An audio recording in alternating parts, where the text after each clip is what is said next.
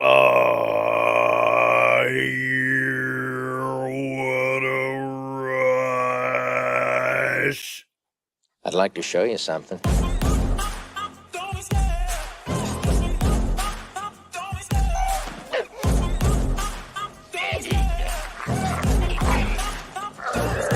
I love the chase and the hunt, and I set the pace when I'm running. I always take what I want, and I always give it 100. Don't need a bank, no, I'm funded. Play the game like it's nothing. I'm always thankful for something. Don't take for granted, stay humble. Now wake up!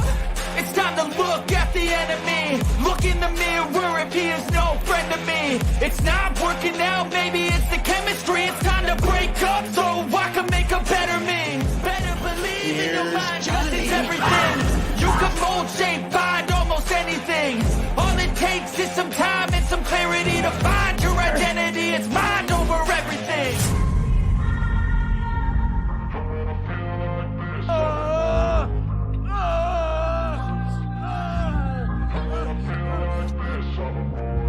And when I feel like this, I'm immortal. When I feel like this, I'm immortal. When I feel like this, I'm immortal. When I feel like this, I'm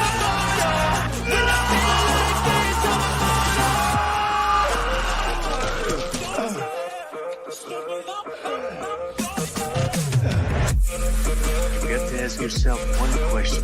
Do I feel lucky?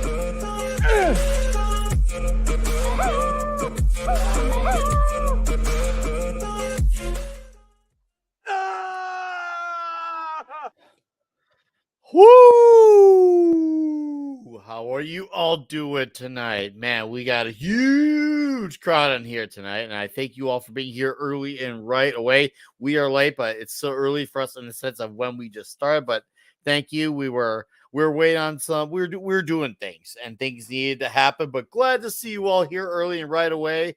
I want to acknowledge I missed a direct donation from last Friday night's comic shop show, and when we get a direct dono, we had to play this clip.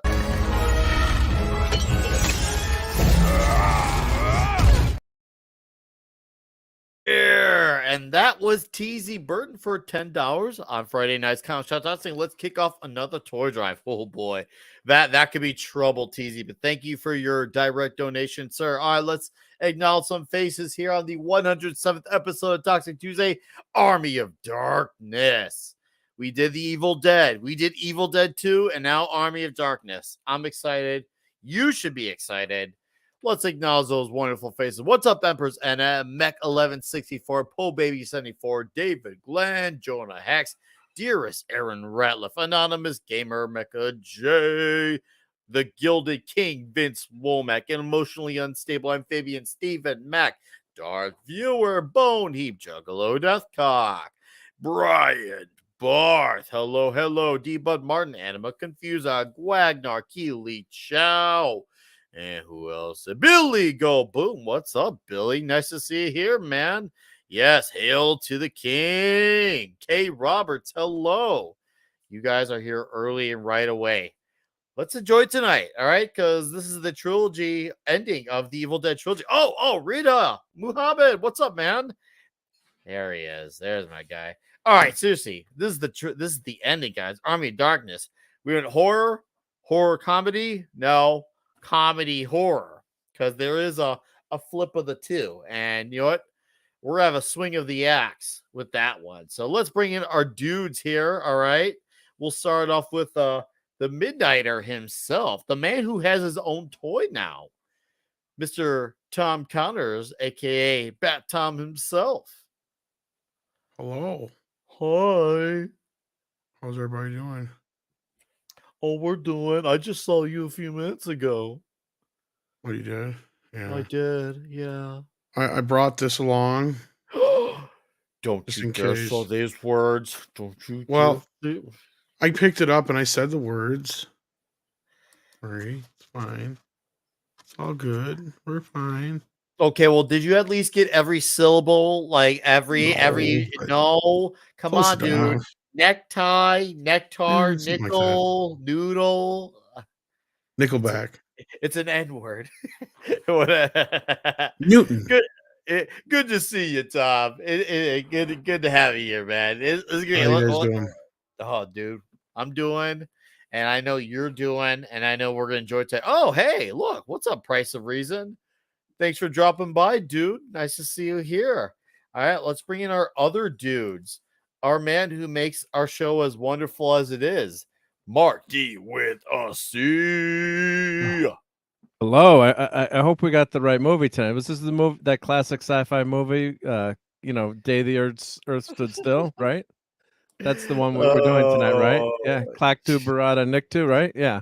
We're almost at 1 year anniversary of the that one time where it was when you did the whole I did the man with the Goldfinger, and golden you did gun. the man with the The man with golden the gun. golden gun. We're almost a year anniversary to that. I will never forget that. Ever thinking I actually thought you knew, and I thought you were trying to prank me. I actually thought that was it. I thought you were trying I'm like, this guy's trying to get me. Well, And that's I was like my buddy. That's what happened. My buddy, we thought he was pranking us. We were going to see Judas Priest in the 80s. And he's making a joke like, Dave, you got the tickets. And he's like, no, Larry, you got the tickets. And his mom was driving. He's like, well, Mom, you got the tickets. We're like, ha ha, very funny. And like after a while, he's like, shit, no, guys, shit, I'm not shitting you. I think we left the tickets on my mom's kitchen table. So we got to see two songs or three songs no. by the time like it was on Long Island. So whatever. But that's one of those things where like, think someone's pranking you and you're like, no, I'm not shitting. But anyway, yeah, this is an awesome movie.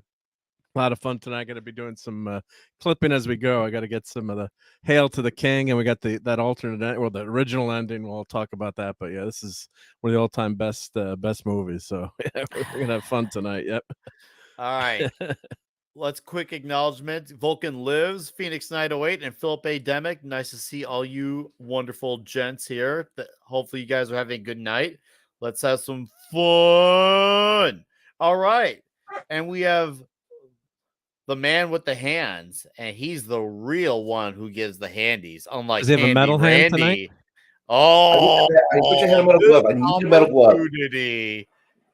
How are you all tonight? This is the best film from 1992. There's not a better movie from 1992. Fight me. Oh, well, I guess tonight we're gonna be having some farts. I like that. I like your passion and conviction, Bruce. We're having a great conversation around Army tonight. I can tell. You have the best fucking the special effects. You've got the stop motion. You've got the one-liners. How can you not love this film? I agree. How can you not? It's like saying you want to be wrong in life. Yeah. Just saying. It's like you want to be wrong in life. This movie here led me on a fun journey for much of the late 90s, and I pursued a lot of bad things, and I enjoyed it all because this film right here, I followed Bruce Campbell's cinematography and or his film resume, and it's better than The Unforgiven 1992, completely better than that. Ooh. Unforgiven is a great movie, don't get me wrong, but this is much better. All right, the man hath spoken. There's no chainsaws in Unforgiven. It wins. All right. How are you, that 70s rock fan? Good evening, fellow Toxic Tuesday people. Welcome to the show where we're going to be long, hard, strong, and proud tonight as we watch Army of Hardness, the greatest Toxic Tuesday movie ever. Sorry, Army of Darkness. Sorry, wrong movie. What a great movie. What a great movie. Speaking of Ash, hardness, the definitive action hero of all time in this movie tonight. Forget Arnie, forget Bruce, forget Sly. I It's got Ash. something to counter the hardness. and we're gonna show it once we get our other dude in here. But 70s, good to have you here. Great to be I'm here. ready to talk the hardness and all. That's bullshit because I was supposed to be in the original movie. It was going to be called Army of Darkness. Army of I turned it Darkness. down because it couldn't pay me. And welcome back to Toxic Tuesday, clobbering times. What do you want? Oh, are we on? All Hey, my friends. Groovy. The grooviest movie ever. I think I concur with my buddy Bruce here. It's the greatest movie of 1992. one of the greatest It movies is. of the '90s. The theatrical version, of course. We won't go into that further. But Which I theatrical love. version? Oh, don't. Ah, don't It's the you only one. say. The International only, or US well, domestic? the only one that matters. It's an American movie. You international people are on your own. Ah, There can be belongs only to us. one. We'll let you watch it, but that's about it. yeah, we'll tolerate your alternate endings, but it's not the ending. Yeah, well, Oh, The no, international version has all the shit jokes in it. but it also doesn't have the alternative ending, the international version. That's the director's cut, isn't it? that's the one that has Well- no. They changed the theatrical version was S-Mart ending, and that's not in the one. Well, put it like this: it's not in the director's cut. No, but that's in the international version. Well, that was The- actually the the smart ending is the international version as well. Yeah. And Yes, I've been yeah, reading yeah, up yeah, on yeah. this movie too much, but the original ending, he submitted the longer version, the director's cut, and then they chopped it down and made him change the ending. So I was watching the director's commentary. He's like, "Well, that's the ending I submitted. That's what I wanted." So, And we'll I talk just about and that he more. was so wrong. He did admit he was wrong actually a bunch of times in the director's commentary. It's I don't like, well, mind this the is actually ending so better. much as just I hate the alternate takes in the other version. Yeah, that too. I Like, don't. I lines. pretend Yeah. those don't. he changed one of the exist. best lines ever. Yeah, and Good, he said that Bad, line was I'm the guy with the gun. yeah, he said that line was actually better. And Campbell said in the director's commentary, he's like, yeah, that line was better. You should go, there were some. It's a lot to talk about. But I love it either way. So this unconditional. Yeah. I love it. Release McCracken made this a few days ago in preparation for tonight's show. It says, wait for it, Army of Hugeness. And if you look to not only am I Ash, but who do you think is the non-lady to my left? Tom, you should know. Looks like Culture Casino. It's culture. It is Culture Casino. It is Culture. So He's yeah, looking good. He's not. I don't think he's ever looked so good. I'm so confused. You're little goody two shoes. Little goody two shoes. Are you tingling? Are you tingling 70s? Slightly. I mean, it's very confusing. Why? Because he's got his right hand near the crotch. Yeah. Just the it's- whole thing, really. So yeah, I don't know if Culture's out there listening, but Culture, Release McCracken made this masterpiece, and I thank you for it, sir. I thank you I for hope it that. becomes a meme for the legion of memers to just pass around like a party favor for aeons. This is great. Well, Culture's kind of like he is definitely like for the memers. He is their hoe they pass He's around. the go-to memester. Yes, absolutely. He's so memeable. It's unbelievable. And almost 100% of the time, I have to emphasize those words. Almost 100% of the time, he's always memed as a lady too. That's the thing. They should As make he a likes to whole- say, here's the thing. Couldn't they make a movie? The human memer it would be called, and Culture Casino would be the star. I think the human meme. And we got another one from Mr. Gumby Spawn. I love this one. I'm bragging, and it says Nick Weiser in Army of Darkness, but come on, dude. That's class. I know. Nice. I love it. I got my little tiny Bruces, but then there's this one. That's dude. awesome. That actually looks seamless. That one actually looks real. That one actually looks That does real. look real. Wow. Yeah, that I one. didn't know you were in actually the looks movie, real. Nick. Can I have your autograph? Yeah. Groovy. Let's Nick's do it. boomstick. Well, as long as you do that and not ask for any sugar.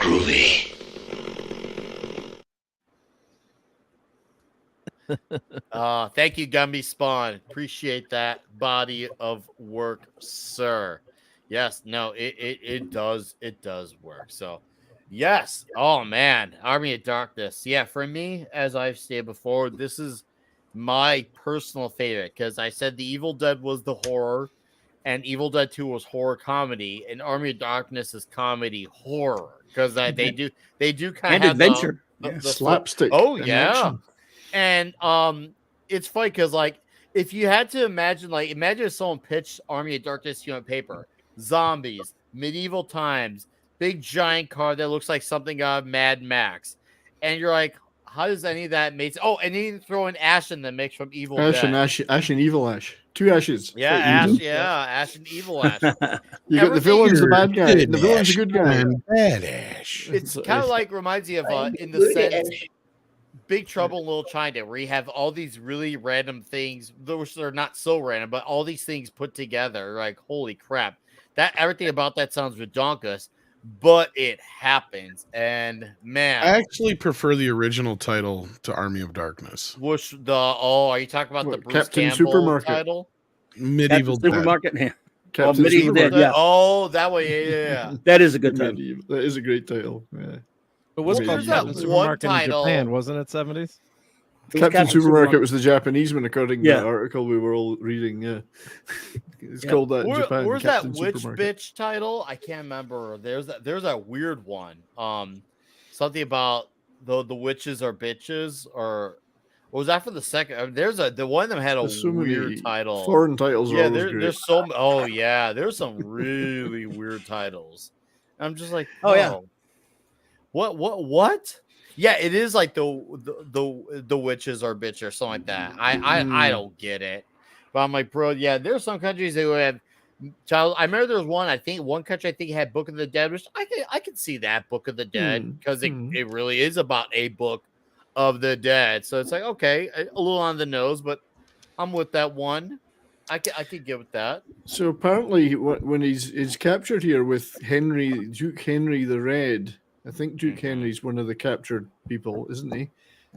He's supposed to be the king. It's like Scotland and England. Right? Is it? Henry's Okay. meant to be the king of Scotland. They never say it explicitly.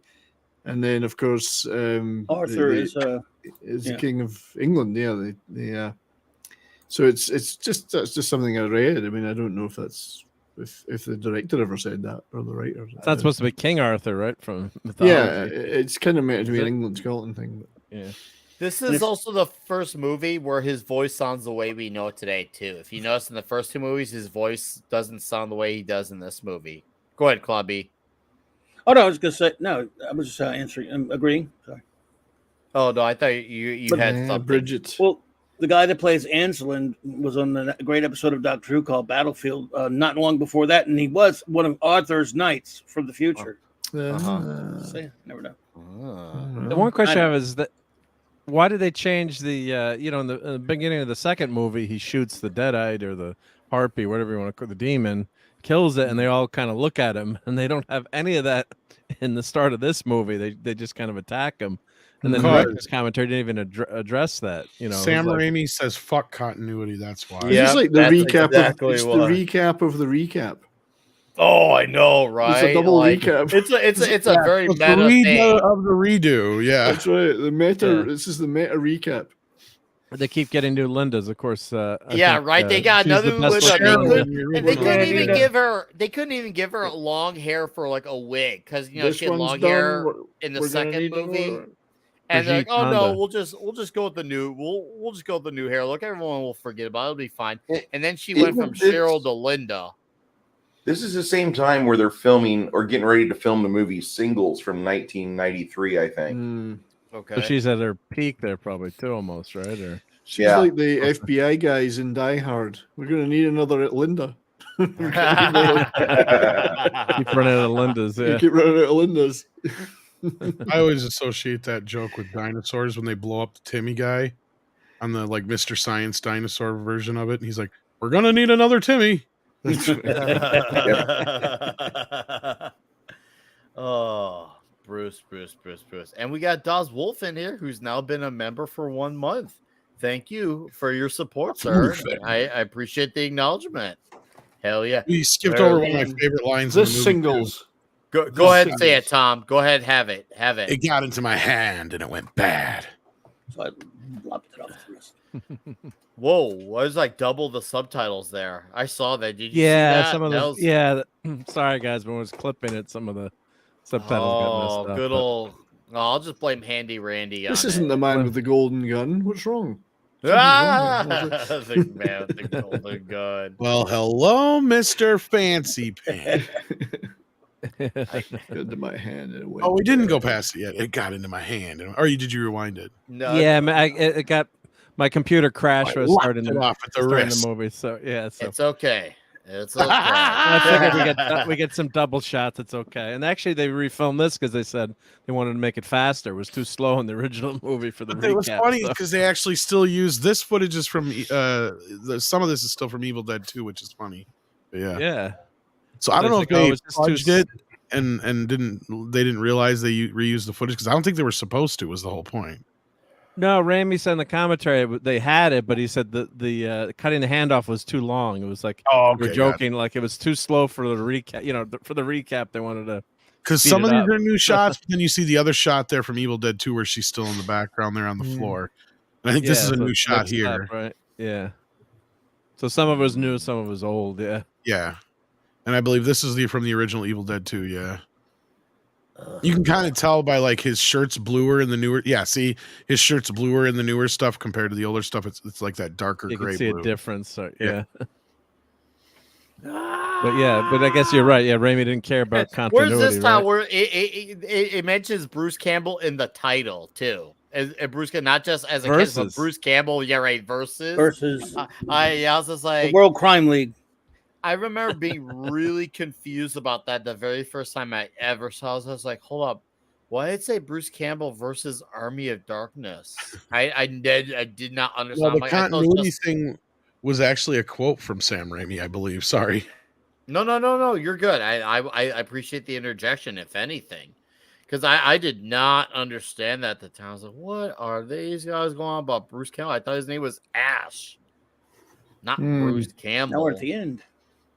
Because when I'm trying to think here, I can't remember my exact correct timeline, but I think I saw this sometime after Freddy versus Jason came up because there was the rumor about the Freddy versus Jason versus Ash that never was, because obviously we discussed last week why it didn't pan up.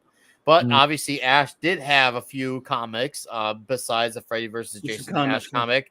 There was also the Ash Xena comic, and I remember I heard someone say that, oh, it seems like an odd combination. I'm like, that if you're saying that you're lacking context, bro, because Ted Raimi has been in Xena, I think even a few episodes of that show, because I used to watch that show a lot. And yeah, the Raimis do have history with the Xena show, so that's why it's there. It's sure at the mighty.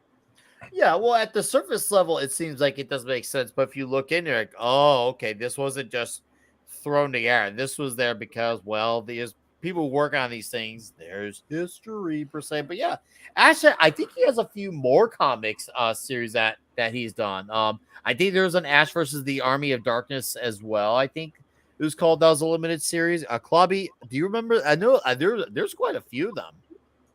Of what? Comics with Ash.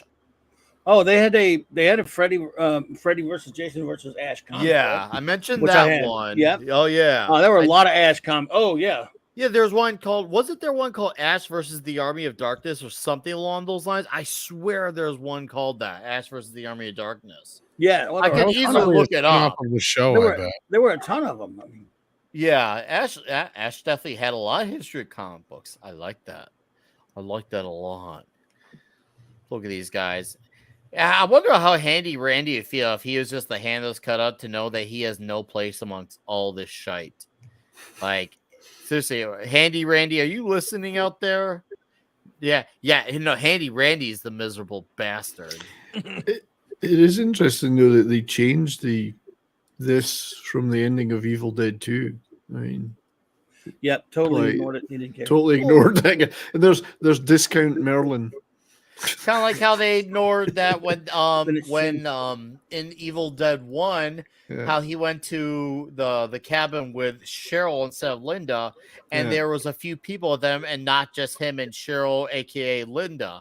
It was in the first week, it was a few people. Then all of a sudden they had it redone where it was just Linda and Ash. And I also I had to remind myself to just stick with Ash, because when you rewatch this, I forget that he has a last name. I'm like, I don't like the last name. He's just Ash. He's just Ash. He should have just been a just Ash. They should never even acknowledge it in the scenes where his last name is stated. Just stick with Ash, man. adds that mystery flavor. I think the next movie should have been entitled Sam Raimi versus Continuity. That would have been the best title. Sam If they made a Raimi. fourth one. I hate you, Continuity. I will kill you. I slay you. I put the Bounty in Comics that has the Ash versus Evil Dead information in your gilded. Nick Oh, did you? Oh, Yes, sir. oh yeah. Okay. So it was called that Ash versus the Army of Darkness. Okay. I thought I was off. Like maybe I'm off about that title, but nope. Turns out I was correct. Okay. I thought I was off, Bruce. Thank you for the clarification. And yeah, no mind. our own Nathan, back 5 years ago, he did a review on it, and that was under the Dynamite label as well. And I'll give a quick glimpse of it for our chat, so that maybe they can have incentive to check out some comics. Because you know what, on this channel, no matter what happens, where we go, a little bit of comics always slips into things. And well, guys, come on, you can't tell me you don't recognize who that is. Did you cut off your hand with with a chainsaw? Let me zoom in on that sucker. Okay, let me zoom in. All right, let's look here. Right here, good old Ted here, under Rainsford. And look, he's got Three Stooges mug. Did you say you cut off your own hand with a chainsaw? And then that's what you're concerned with? Most people stop me at their bound in human flesh. Mr. Williams, Ash, thank you for the correction, by the way. That right, just stick with Ash. Let's say for a second, I believe you. You still understand how this looks, right? You're missing for a week without calling in, and on your first day back, you shot a customer 7 times with a gun you hadn't even paid for. A customer. All right, guys. If that doesn't give you incentive to go check out that comic, once again, it's called Ash versus the Army of Darkness. It was a limited series from Dynamite Comics. Look it up. There's your I gave you the tip of the previews. That should give you incentive. It takes place right after Army of Darkness. So there you go. Check it out.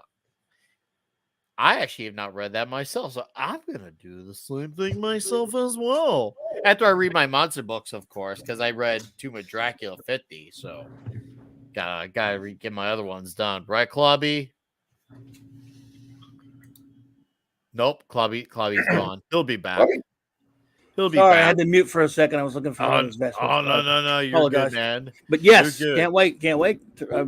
Dracula number 50 of the Silver Surfer. Ooh, man, that's whoever squirts that big, that's nasty, man. And Is this you a got blood. Gwar? Is this a Gwar concert? Yeah, I thought it was that Cannibal Corpse, the Cannibal Corpse song "I Come Blood" came to life. I'm like, bro, that is, you are a squirter, man. You are a juker. That is, the worst facial doesn't swing that way. I had a lot Brian of Barth, yeah. They didn't change the ending. There's one ending. The others are just ones that, in alternate universes happen, as I like to say. Yeah, Hammer Smash Face. Yeah, so I know. Well, there's some Hammer Smash facing we see here in this movie. A lot of skeleton heads get freaking smashed in it, and it's gravy, man. It's gravy, Pinochet. I still think Ash looks incredibly good for a guy who cut his own hand off, not theoretically an hour ago in real time. Still looks really good, He's like healthy and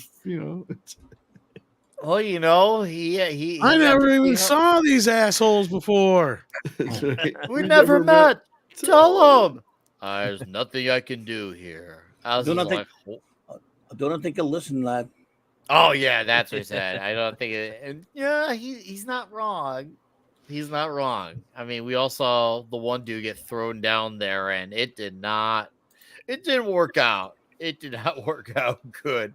Hey, bitch, come get some. Let's go, dude. That line would not fly today. Saying no. bitch.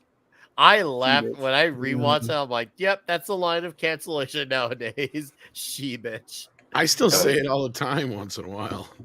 Good. Thank you. Don't start saying it. Last week? Oh. Dear says Dynamite Army of Darkness Forever #1 last week. Okay. Yep, still coming out strong. I did not know that. Okay. Yeah. All right. Thank you for informing us in the chat. Hell yeah. See, I like when we got our comic shop people in the chats too. Look They know at their that stuff. crossover. So this is one as much as I love this scene has one of my few nitpicks in the movie. And I'm sure you can figure out what my nitpick is when you How we see can the throw walls the close. It's the walls when they close in. Mm. It feels like you see it closing, and then all of a sudden in other angles it looks like it's farther away. It's like in, out, and then all of a sudden it closes in for him to get to the top. Screw editing. Who cares? I know. Oh yeah, I know. Stan Raimi says, Continuity, editing. Fuck it. Like The other thing that it's a happened too. nitpick. The other thing that happened too was because this movie was originally 15 minutes longer, in the studio, Universal said you got to chop it down. So they said some of the continuity was lost too, because there's like some scenes where Ash is getting attacked, or there's stuff on his face, and then they cut the scene out where that happened. So, yeah, that could be part of it. But the other thing was like, did he train under Batman when he throws his belt and he grabs the chain? Like that was awesome. He's like a superhero. He just flings his belt to grab the chain. Like, so he kicks ass whenever he's with the Deadites. But the other parts of the movie, he's kind of cowardly in some ways, and he's a screw up in some parts. But then whenever it's time to kick ass, he gets it done. So, this is the movie. Great part of his character. This is the movie where he's the least cowardly. This is the movie, like, as I say, he went full Ash because he unleashes all the great toxic male lines. His confidence is greater than ever. So he's definitely at his most confident, even with all the hell he gets put through. He's definitely at his most ashiest in this movie. Obviously, it helps that he's got a little bit of experience now at the. What's up, Horny Elf? Nice to see you, man.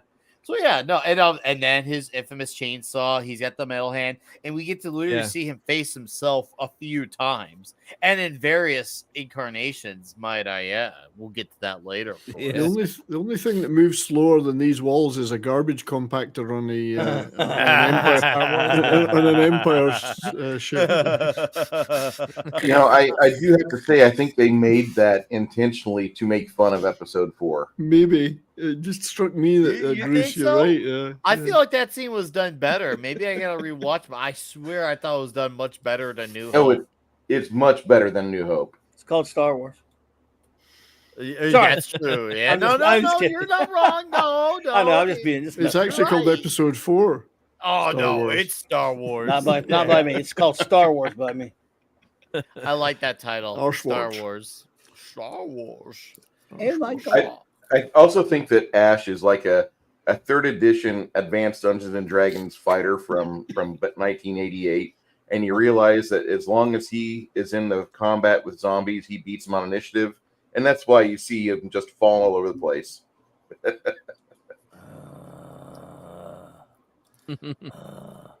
I love this fight though. Especially like these freaking things are freaking hyper powered too. Like no matter how much he decks him in the face, kicks him in the face, I'm like, bro, no, that's some superhuman shit. And look at this ugly son of a bitch. Oh, he's an ugly motherfucker. Is what he is. Yeah, no, it looks freaking fantastic. Like a lot of the stuff, besides a few of the skeletons walking, a lot of the stuff here still looks visually fantastic, and I'm sure if they were to consider using practical effects in an Army of Darkness today, I'm sure the skeletons would look awesome as well as they're walking on the battlefield. Handy Randy, there's Handy. Dude, look at that stash. Imagine you have a stash that's as long as the freaking hair on your head. That stash is that's a very awkward stash. Like, do you when you have to eat? Do you have to tie them? Do you have to tie them back to make sure they don't get in the way of your food, or do you lay your head down so especially imagine eating wings? That's gotta be messy as shit. Wings, especially wings. Wings are delicious, but they are messy. You don't have an easy way around this, but hey, this bastard is about to get cut up real good. And you know what? He kind of had it coming. Look at him. I love got that. Busted jaw. He's got a long head on him. Holy crap. That dude has a long head. Dude, hang on by a belt thread. Bro, come on. You're hanging on by a belt thread. Get to the chain, damn it. Get to the chain. And Pinochet's helicopter tours for $5 says, does Bruce have a relationship with JJ, Jeff Lieber, or Lindelof? I swear, Bruce plays a cop in an episode of Lost when Hurley crashes his Camaro. I got nothing to that. Do any of you guys? I don't know if Campbell does or not. It wouldn't surprise me. I never watched Lost, so I couldn't tell you. I haven't watched. I ducked out after the second season, so can't remember. Well, thank Thankfully, I you, ducked out. Pinochet, for the $5. I do appreciate it, so thank you. Oh, before the metal handy. Metal handy. That'd be a brutal handy to get. You know, your shoelaces untied. Of all the things he said, your shoelace untied. This freaking guy. Oh, this had to have been Bruce Campbell's. You know what? Just say a bunch of lines and just go with it. They probably gave him very minimal dialogue. Yeah, initially, and he just goes for it. And damn, does it work? Because I everything he spouts is just utter great toxic maleness, and it's wonderful, especially when he tries to especially when he says what is at that time modern lingo, but he's saying it into people in the past. So what he's expecting to just understand. God, no, they don't understand what thou are saying to me. Thine tongue is cursed. Yeah, you're right. Bruce does look like he cleaned up really nice for Army of Darkness. Even after 2 movies, he did clean up really nice. Who was that who said that? Was it 70s who said that? I just said he was looking remarkably well for a guy who had his hand cut off an hour ago. Chin. That chin screams 10-inch part in the hair. Dude, look at chins could kill. If chins could kill. What is with the overlong there's these 2 things where they show off because you had the guy with the long mustache. I was a window. They got the guy who has the 2 chin straps. What is with the dude and the unusually weird, bizarre long facial hair straps? Never mind that. Why do they all look like they're in metal bands? Dude, well, it was the early 90s. You look like you're in a metal band. Come on now. That's true. Yeah. Just a very old rusted metal band. Like 1992, man. Holy rusted metal, Batman. Holy rusted metal. If you weren't in flannel, you were in leather. 92. For that arrogance, I shall see you. I was more of a denim man than a leather man. But, yeah. Oh, I see what you did there, 70s. Good old Saxon reference. Denim and leather. That you had to. Well, what can I say? I was hellbent for leather. So screwheads. Yeah. All right, you primitive screwheads, listen up. It'd be like talking a foreign language to these people, though. I know, right? They're probably thinking, what is primitive? Is this What's guy a an alien? screwhead? Is this guy an alien? Yeah, I have a clip from earlier, but Is he I'm trying to Welsh? catch up. But here's a good clip here. They're fancy pants. I got news for you, pal. You ain't leading but 2 things right now: Jack and shit. And Jack left town. Love that one. I love the one-liners are just great. This really are. This is very quotable. One of the quotable movies. He could have been a great This is my action hero if he did mistake. straight action movies. If I would have loved to have seen what could have happened if he did like a Stallone, Bruce Willis type of action movie, because he had a cool name. Bruce Campbell's a cool name. He has the dialogue. Tom, if you gotta go, you can go, man. You just wouldn't have I'm a good clue for what he now. was saying. Okay, just let me know. 109.95. I just don't want you feel like you gotta stick around. You gotta go, man. Hair So- trigger. I'm sorry. I'm just having a little bit of computer issues. I'm sorry, sir. Oh, you're good, Bruce. You're good. Hey, we all have malfunctioning. Oh, issues. bitches. How many shells has he got with him, though? He Well, holds he about did, 30. 30. He's got about 30. Okay. Nah. can't forget know. he did have refills in the car too. He did Okay, have right. refills He's in got the one in car. the car. Got one in the car. Okay. Yeah. He did Yeah, I have was refills in trying the to car. work out just how much ammo he had. Technically, There always was, Emperor. Technically, there always was. You want to know how we know? Well, we have receipts here. That's not. You have the biggest dick I've ever seen on a man. That's just normal fraternal relations. There's nothing gay about that. They're just brotherly love there. Well, you know, all that trash shows that there's always tips quite never a bit touch. of the... That's because Sly's so short. The tips never touch. Well, what was that scene in was it Tango and Cash that he said in the shower in the prison that was really gay? Oh, first you want to kiss me? Yeah, I've got that clip. That bit. Yeah, Blow. that's right. He drops the soap at one point. Yeah. So this is where he starts to get his priorities right and starts chatting up the wenches. This is another thing that would have been absolute cancellation. First you want to kill me, now you want to kiss me, blow. The fact that all these women are all feeding him giant slabs of chicken like he's a king. Yeah, this is absolutely the most cancelable scene. I'm not kidding. Why is Bruce Campbell not the biggest action comedy star in the world? That's what I mean. He would have been good. He's got a memorable look. He's got a cool name. He's got the dialogue. He's obviously cool with action scenes. He had it all for it. He's got it all. This movie should have been his springboard to crossing over into action. Problem with Bruce is he's like 10, 20 years too early. He would have been perfect for the superhero era. Yeah. He looks like half of the superheroes. Yeah. Oh, God. It's true, yeah. He does. Okay. Captain America.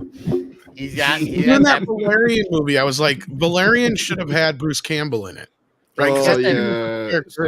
Was it the Olden? What's his name? Is that the Olden Eldritch or whatever his name is? I can never remember that name. No, but it was that kid who played the He's got a funny name too. Strung out version of Green Goblin in the That's right. Defoe, yeah. Amazing Spider-Man 2. Oh, he's got a weird name. Something Cooper. The guy who's Norman Osborn in the Amazing Spider-Man movies. Something Cooper. I know who you're talking about. The guy who always looks about Bradley Cooper. We're talking about the young guy, Harry. He was Harry. Dane DeHaan. Yeah, that's it. Something like that. Yeah, Dane DeHaan. He was Harry Osborn in the Amazing Spider-Man 2. Bruce would have been great in that. But I still like that movie. A lot of people hate Valerian. I think it's quite good. I like it. I never saw Valerian, so I couldn't tell you. I like Luke Besson. It was weird now. Yeah. It's weird. I like Luke Besson stuff. I like it. She looks weird. I don't know about Valerian, but she looked weird.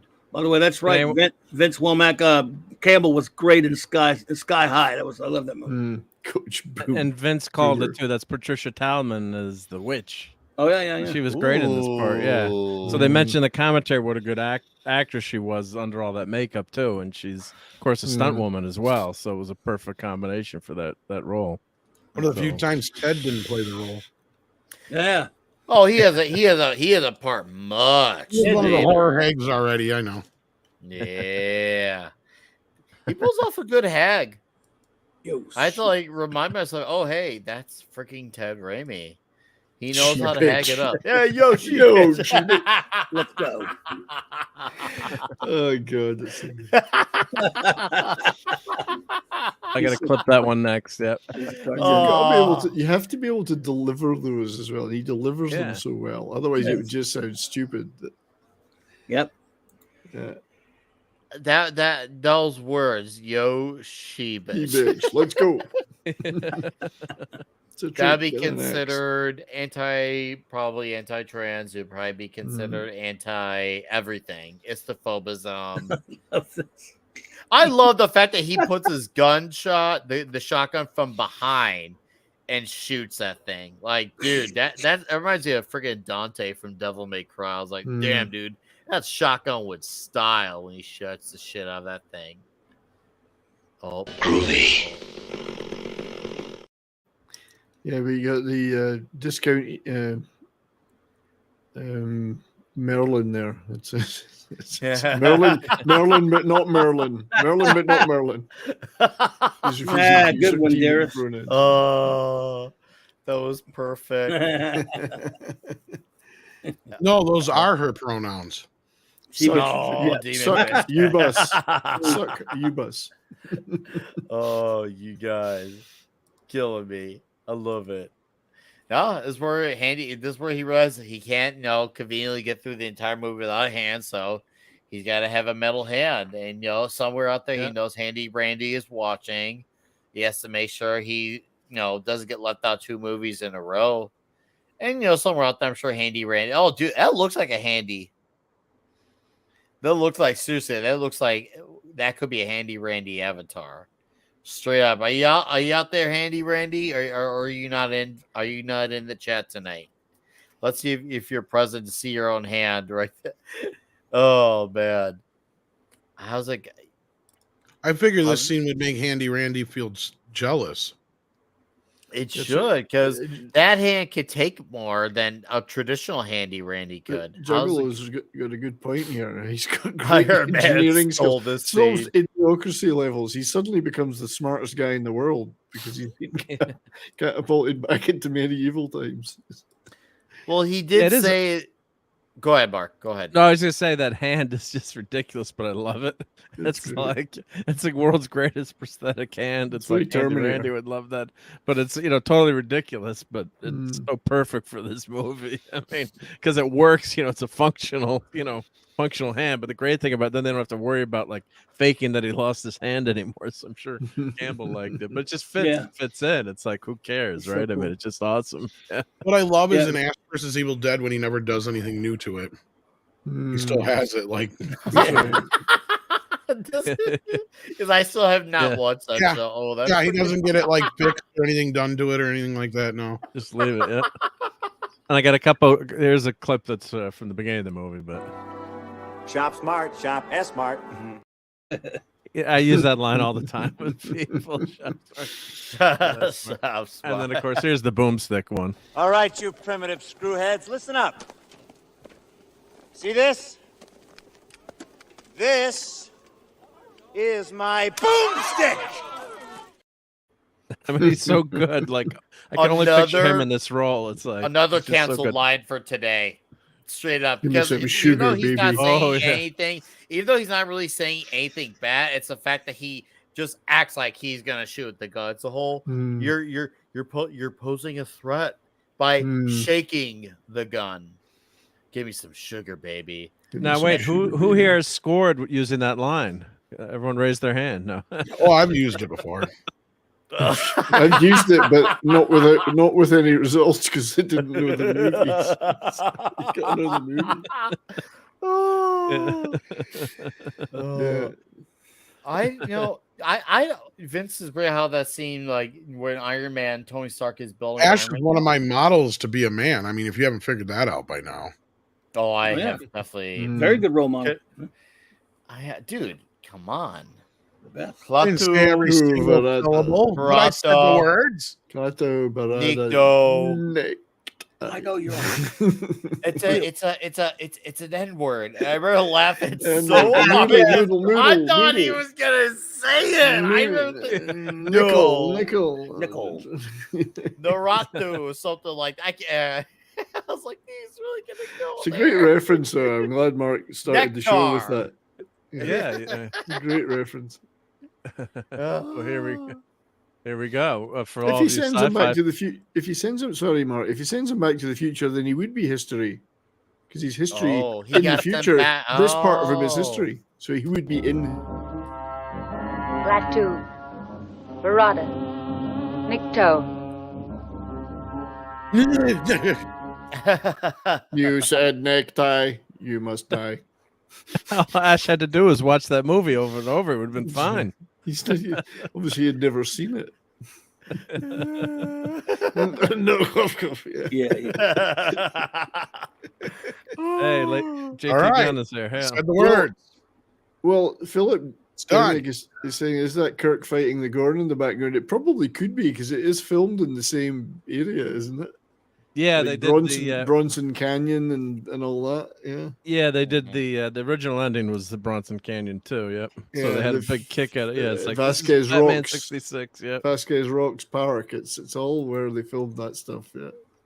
Guys, there's a proper ending of Army of Darkness. The It other is. endings just get to participate as alternate universes. I think Star Trek filmed a bunch of stuff in Vasquez Canyon. Oh, like yeah. Multiple episodes Yeah, and yeah. films. Friday's Child. It's like that canyon that Doctor Who, the quarry that Doctor Who Yeah. filmed every episode in. The same quarry. It's like every 72, yeah.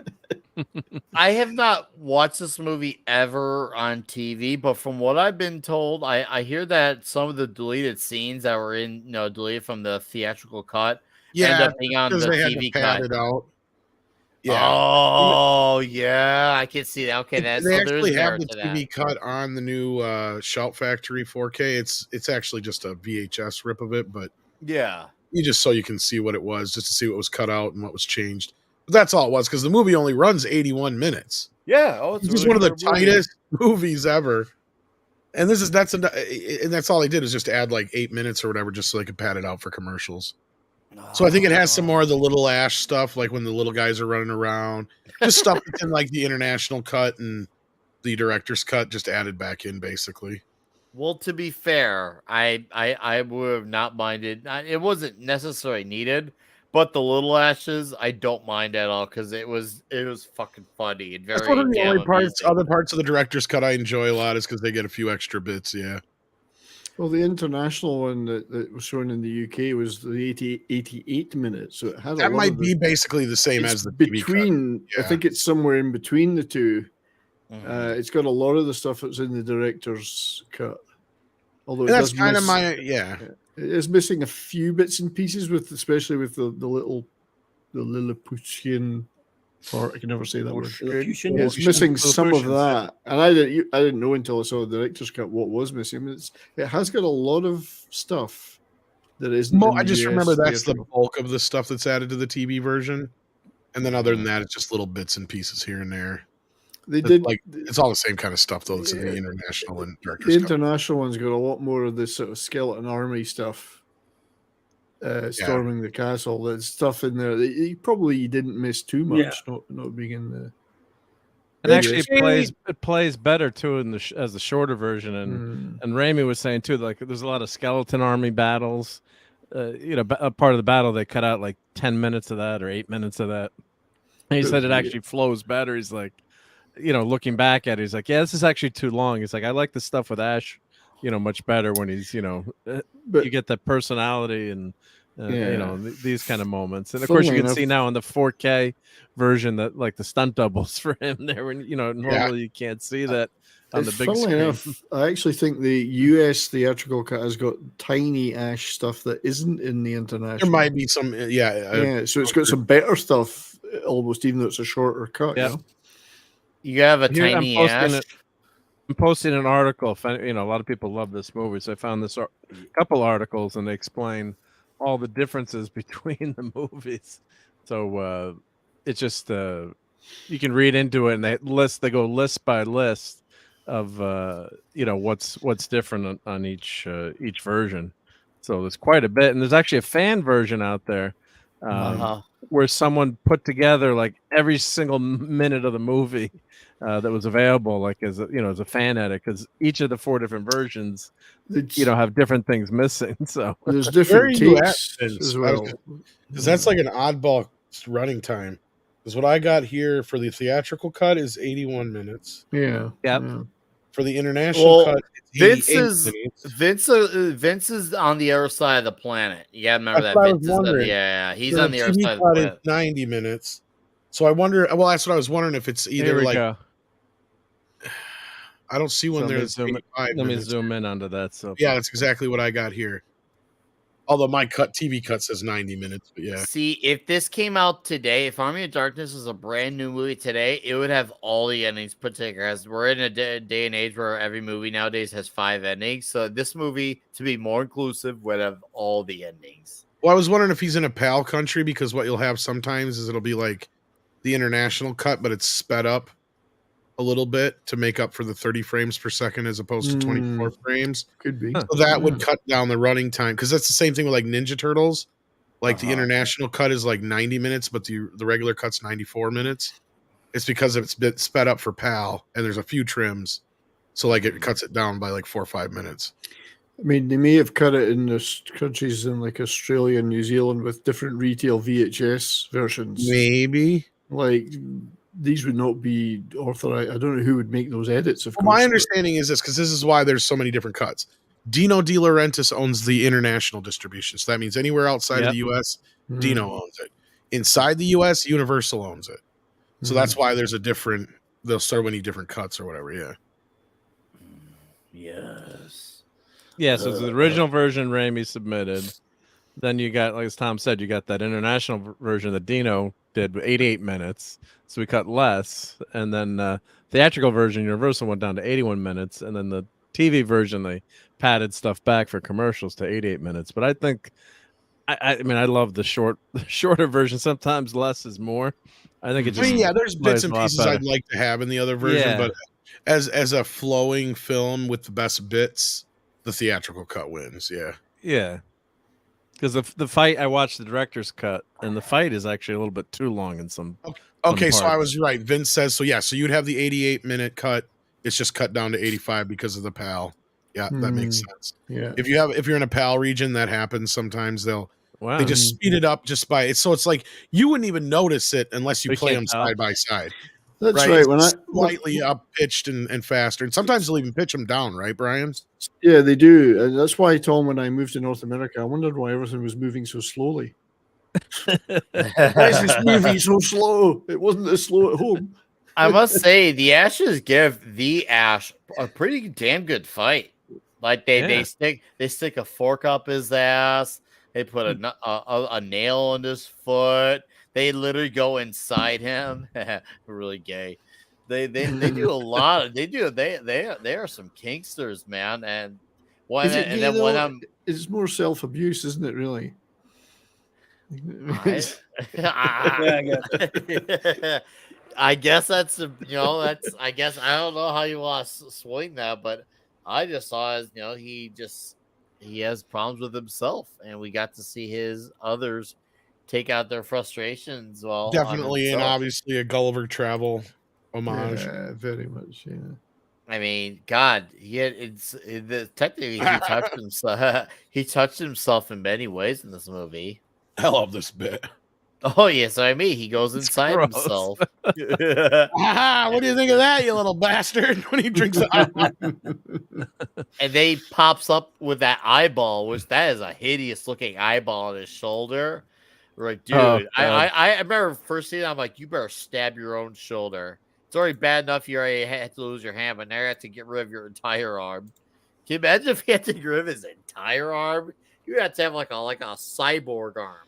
Like he's like the DC character. He'd have to be a cyborg at that point. Because that shit, man. Might as well just be RoboCop then. Yeah. Hi, RoboCop. But see, RoboCop's all about the body. Astro would just been all about the arm. But it would be cool to see a cyborg Ash versus Freddy versus Jason. That would have been a fight. Because it would have been a robot, thrown into the mix between a dude who has an ugly face from a camp, and then a guy who shows up in your dreams versus a cyborg guy. How about some hot chocolate? Huh? Look at how That's gotta hurt. That looks like it hurts so good type of face. You can touch it. It's like, oh, this sucks, but I gotta do it. That's gotta feel really weird, disturbing.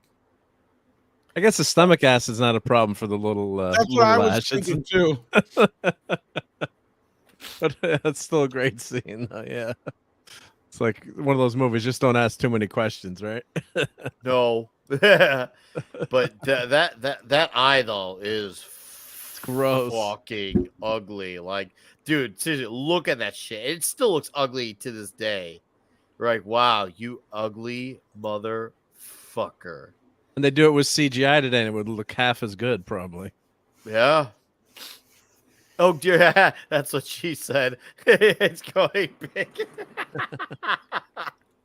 Oh, we're he fights himself, and all of a sudden he we're getting close where he finds the 3 Necronomicon books. Yes. Oh, what a funny ass scene. But this is funny too. No, it's so Saying great. this, I'm blind. You're going down. No, I'm going up. It's just Oh, funny as a son of a bitch. also went 3 or 4 or 5 times to see this at the theater in '92. Only because it didn't last long at the theater where we were. But man, this bit right here is like, man, this is just the craziest. Where are you taking me? Well, you know, it's a setup from Evil Dead 2 where he first met himself in the mirror. So now in the third movie, you finally get the payoff for him now going face to face in a literal confrontation, because they got hands on with each other in Evil Dead 2, but then that was it. So now all of a sudden, third movie's like, okay, now they get to actually have a fight, and this is the first round because this is the first of 2 fights. And welcome to the show, Lisa. Hey, Lisa. Hey, Lisa. Look, and the expressions he makes too, like he's awesome. for his double dude. No, I love it. And the skipping, I'm like, wow, this shit's so ridiculous, but I love it. Yeah, I'm trying to think who was a guy who was a double. They had Deke Anderson, Bruce Thomas. I can't remember who else they had, or if that was it. But I know they had a few guys for these other Ashes, the mini Ashes. There's someone. I feel like there was someone else, but man, they really made me think. Oh, hey, they're little Ashes until you actually look. Oh, hold up, that's not them. Oh, dude, I love this. Shoots the shit out of himself. Good, bad. I'm the one with the gun. Yeah, the guy with the gun. But yeah, guy with the gun. But I wonder if that's this version here. Yeah, no, I clipped the theatrical, but that was cool. one of the lines. Yeah, too, in the director's commentary said he's like, yeah, that line's much better, you know. So I'm not that good. Yeah. Yeah, it was. Why would you have that line? Seriously, this is the line. Yeah, but that's why would you replace it? Yeah, well, no, Raimi picked that originally. So originally he had the other line, and the studio, the edit. Yeah, like I don't know, as brilliant as Raimi is, I guess we all make mistakes, right? So and he admitted it on the director's commentary. So but yeah, because it's such an iconic line too. It's like it's perfect. Okay, I'll give Workshed a pass, but this I'm not. Like for real. Workshed, whatever. It was some random dubbed in place that was out of place on Evil Dead 2. But to replace that line, come on, it's such a badass line after he gets a kill on himself. Why would you change that? That's dumb. Just stop. Just stop. Anyways. Oh yeah, I love it. And then a call back to the first movie where he gets a chainsaw himself. I love it. And of course, that as you know leads to the final confrontation layer. Yeah, right. Hey, you got something on your face. It throws dirt in his own face. Oh yeah, what's that you got on your face? I always mess that line up. Oh, I love that. Oh, Vince, that's the international cut done. Yep, that's evil, Vince. Yeah, and the other fun thing is too is every time Ash gets something thrown at him, it's always Raimi doing it. So Raimi threw the dirt on his face there, the potatoes or anything. It's like, and he's telling everyone like, throw it harder, go after him. Now here's the bad Ash clip. I'm bad Ash, and you're good Ash. You're goody little two shoes. You're goody little two shoes. Goody little two shoes.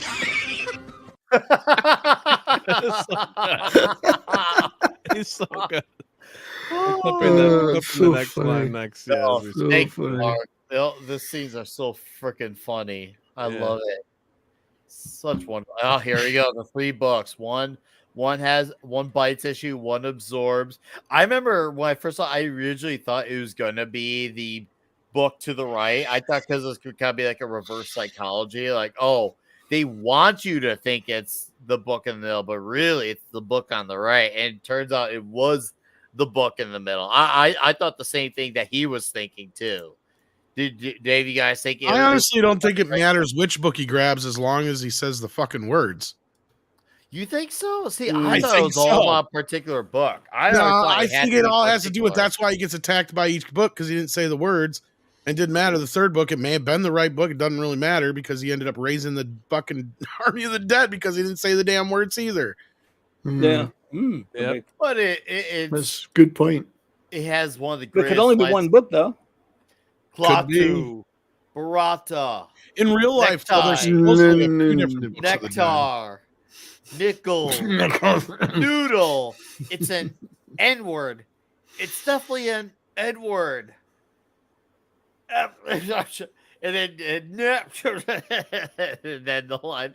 I thought he seriously was gonna freaking say. I was like, no, they're gonna go there. It reminds me. I remember it reminded me of when I saw it in South Park with the people who annoy you episode. I'm like, no, Oh, yeah. they're not gonna go. They're not gonna go there. But except in South Park, they actually did go there.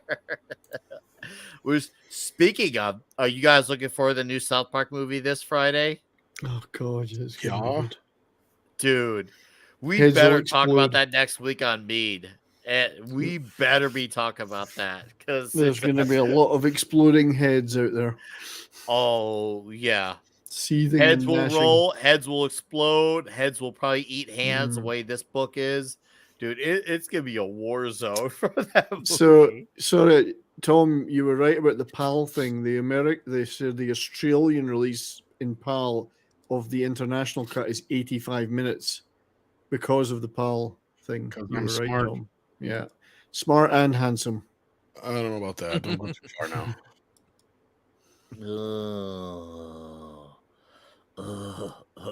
People are going to start thinking you're blind, Brian. Who said that? Hey, Diddy did it. What? hey, what? Diddy I did it. can't hear you. Latu.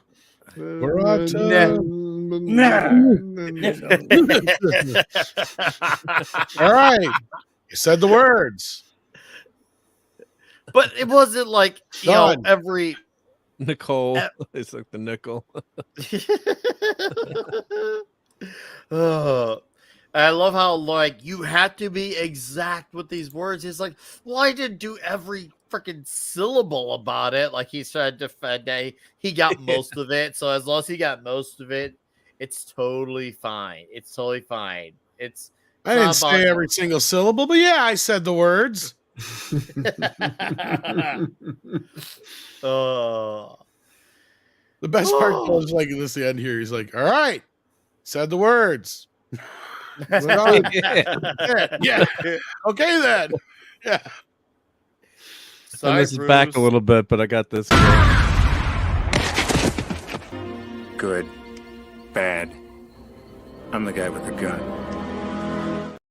Yeah. I think we're gonna save that clip to use. Dude, yeah, And of course that- I got let's save that one. That definitely Save that deserves to one. be saved. Yeah. and we That's might what I have mean. find use for this one too. Yo, she bitch. Oh Let's go. yeah.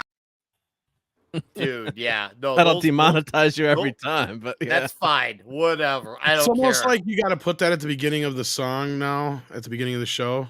Oh, dude, we should. You know, when You know it what? kicks If in, it's we're like, gonna yo, get- she bitch, let's go. Boom. Oh, I can play that, Yeah. If we're gonna get demonetized, we might as well just Do it in style. Just get it out of the way. Yeah, let's just get it out of the way. Every show will start off with she bits. Isn't that like the and then our ultimate proper toxic intro. thing to start with? Right? Yes. You know what? Sounds We're like a gonna do Cindy it. Lauper hit, She Bitch. This, of course, too, is also Sam smacking him in the face with fucking skull melting hands. Oh, I love is this? I think this is the time he actually didn't he like scratch his retina or something like that because he poked him in the eye too hard or something like that.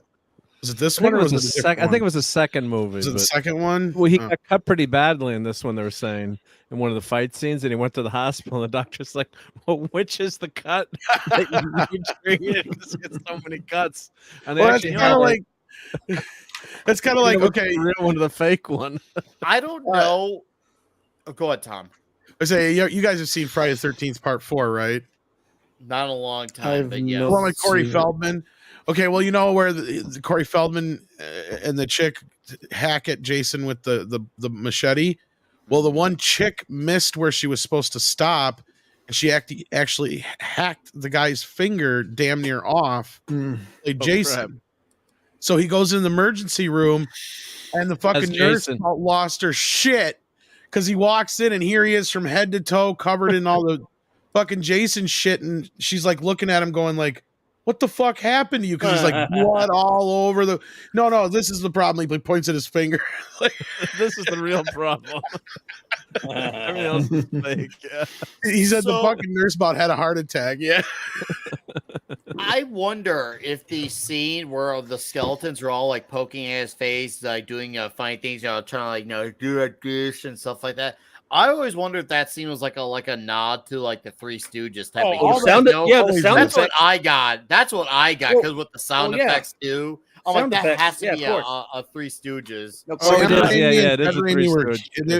And Bruce were all big, huge Three Stooges fans. And Bruce even, I mean, if you need any more proof, remember Bruce goes, hey, when he puts his hand sideways to block it, goes, sticks his tongue out and then gets it clipped on the tongue. That's right. Yeah, that's Curly and Larry getting whacked by 9 times out of 10, if you see Sam Raimi on the set and somebody points a camera, he'll do like a Three Stooges bit. Yeah. And think about it. He calls the fake any of the stand-ins are all called shimps. Wow. Yeah. Look at the credits, all the fake shimps that are in there. Yeah. They were doing the Curly shuffle. Yeah. The more you know. Homage, yeah. And we got Darius Munchausen here, and he gives the horns. What's up, Darius? With a $3 super sticker. Thank you, Darius. Appreciate that. Thanks for supporting Toxic Tuesday. Go ahead, Tom. What do we play for Darius there? Yeah, great. Fuck out of my face. Go ahead, Tom. Tom was on a tangent. I was just going to say the bit in part 2 with the eyeball is a bit straight out of the Three Stooges. Oh. With the hot dog. Okay. I don't remember that. Okay, I don't remember that. Raimi even said that in the making of it. He's like, "Oh yeah, I stole that from the Three Stooges. That's all this exact same bit, almost shot for shot." There you go. Those sound effects. There you go. Love it. Wow, let's play this for Darius for the. I didn't say every single tiny little syllable, but basically I said them. Yeah. Look, maybe I didn't say every single little tiny syllable, no, but basically I said them. Yeah. Dung-eating fool! Thou hast doomed us all. Oh, you're screwed down. I would do that. God damn it! There's 3 words I have to remember. Shit. Yeah. Why don't you write this down? No, I remember them. And then he did it. He failed. Let me record them on my iPhone. Oh, I don't need to do that. You know how much space that takes? Yeah. That's one of those things where in modern times, like things would end quicker. Where the modern times would definitely make Adventures in Babysitting would not happen. Elizabeth Shue would just take her iPhone out and call for AAA or a tow truck, and the end of movie. Same thing with probably even the first Home Alone. Like the Home Alone would end a lot quicker. There's they'd have been able to get a hold of Kevin easier, probably. Oh yeah, so much. He probably would have had his own phone. They'd probably have like a tracker. Yeah, it would have been fine. Well, they would have been able to direct message him, because that was the thing, is he didn't answer the phone because he was afraid of whatever half the time, and then because it was always just a happenstance that everybody would miss him, or he would it would be the burglars trying to get in or whatever, because he didn't even answer the door when the cops showed up or whatever, because he was hiding upstairs. He's letting her down hard here. Yeah. The other part that got cut out of the movie was thankfully was the lovemaking scene, because who wants to see that? Just give me skeleton action. But there was 30-second lovemaking scene that that's in the director's cut that they rightfully clipped. Yeah, skip the kissing. Come on, we don't need that toxic. She's gorgeous. Yeah. What's all that? But what about all those sweet words you spoke? And that is why. Well, that's just talk, baby. And that is why Mad Mardigan would give this movie a 10 out of 10 as opposed to a 9 or 8 out of 10 if it had the love scene in it, I bet. Yeah, for sure. Oh yeah, Matt would be getting really grossed out. Matt would get really grossed out by straight scenes. He'd be like, "What is the straightness?" Unless they're playing gay volleyball, I don't want any part of this. He'd say. Claude 2 Brought out the Nick Weiser. Oh, actually has a good Weiser. ring That to was it. good. Well Actually has a played. good ring to it. Well Darius. Now here's basically the same-ish monster they had at the end of Evil Dead Second 2, one? kind of. Yeah. Yeah, It's a there's a fake on similar that one, I look. think. Yeah. Man, And I can't say that. the actress Embeth, if I'm saying her name right, Embeth, yeah, David. Embeth, Yeah, she was in Schindler's List. So during the director's commentary, they keep making fun, like we can never get her to work with us again. You know, she's too expensive now. She's in serious movies now. She's a serious movie. Yeah, that was I'm guessing one of her earliest roles. Serious so, actress yeah. now. Yeah. So, yeah, no, she's good in it. And she's quite lovely. Yeah, very cute. Yep. Yep. Dig, damn you, dig faster. And I love how Evil Ash uses some of the same line to bring it back to earlier, like when he sees Sheila and he's like, "Give me some sugar, baby." I was like, "Wow, it's amazing." The skeletons are the best part. They're like Jason in the Argonauts meets Monty Python. Oh yeah. Like, bring on the witch. Yep. Yeah. This is when Sheila realized she should have thrown her lot in with Evil Ash from the beginning. the best bit with that's totally like Monty Python is you have the one going retreat, and then the other one comes in with a British accent. Let's get the hell out of here. It just makes you laugh. Run away. Take care, Dust Wolfen. Thanks for hanging out with us. See you, Holy Dust shit. Wolfen. Guys, we got 70 plus people in here. You guys Wow. are crazy. Thank you for supporting this show. Holy shit-a-roni, Batman. I fucking love it. You guys are awesome. Dude, man. Look at that. Yeah, That's she'll get more than 30 seconds of lovemaking out of him. she might. That might be even worse than Finkel and Einhorn. That might be. We almost got a booby there. Did you see that? We did almost. Yeah, I didn't have to Mad Mad it Mardigan 'cause on that one. I was gonna go do it anyway. I didn't have Just time. side boob. And the story behind that was the AD decided to hire those quote unquote topless ladies, and when they showed up for the shoot, Raimi's like, "What the hell is going on here?" And they're like, "Maybe you could keep your fetishes to yourself." It's like, I forgot about that line. I'm gonna boat you, baby. Oh man. Yeah, sorry, Vince. No Mads cameo. Maybe if I have time I'll go back and throw him in. Yeah, Retroactive Mad Mardigan It cameos. was like a missed opportunity. that was a missed opportunity. Yeah. You boobed, Mark. You boobed. I boobed it. Oh, that was good. Oh, that You made a real tit of that. Oh my god!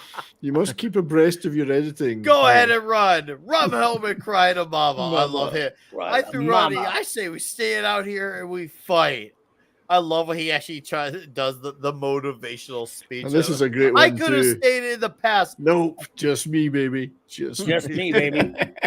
Just me. So cool. Most of our people have fled. I love that. The big old motivational. Basically, this is his equivalent of a sports movie. The coach at the halftime speech. Basically, It's not over until I It's say Ted. it's over. It was Ted right there. Yep, that's him. What's funny is it's not even that great of a speech. No, but it's better than anything they've probably ever heard. So like, That's right. He's still That meant speaking Welsh. gospel. Yeah, it's Welsh.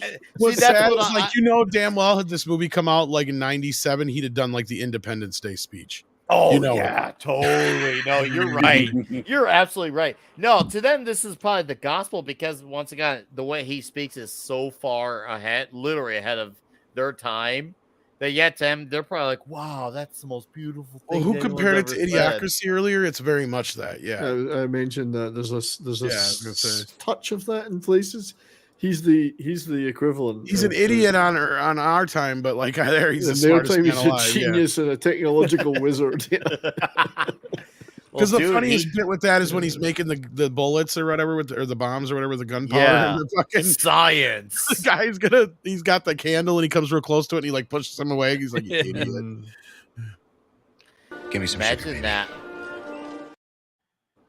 You got up there real fast. Maybe you got real ugly. Or you got real ugly, yeah. He says, "Honey, you got real ugly." It's just starting It to was- look it like was Jim lovely. Carrey in The Mask here.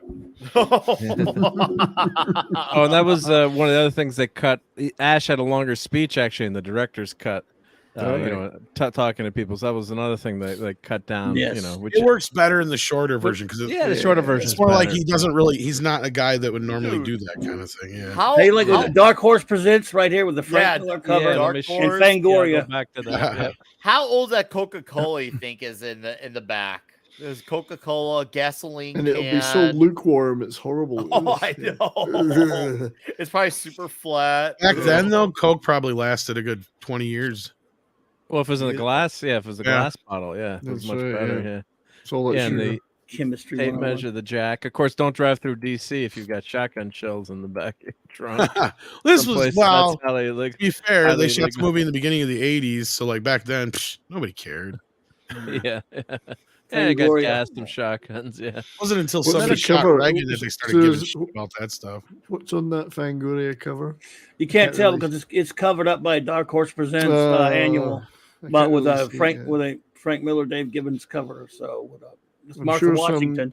I'm sure somebody in the internet has figured out which edition of Fangoria it is. I think it is a '91 because I think that is Arnold Schwarzenegger from Terminator Okay. 2 in the top Probably is. left It's corner recent. there. Yeah. If it's It looks 84, like it. most likely, since that was the year of the Because this came out in '92, right? Yeah, 92. Well, 91 is and- when Terminator 2 came out, and that's kind of what it looks like to me. Is that's Arnold Schwarzenegger with his Terminator makeup? What do you been? Okay, well, because Fangoria, they usually Terminator was usually They would have shot it in '91.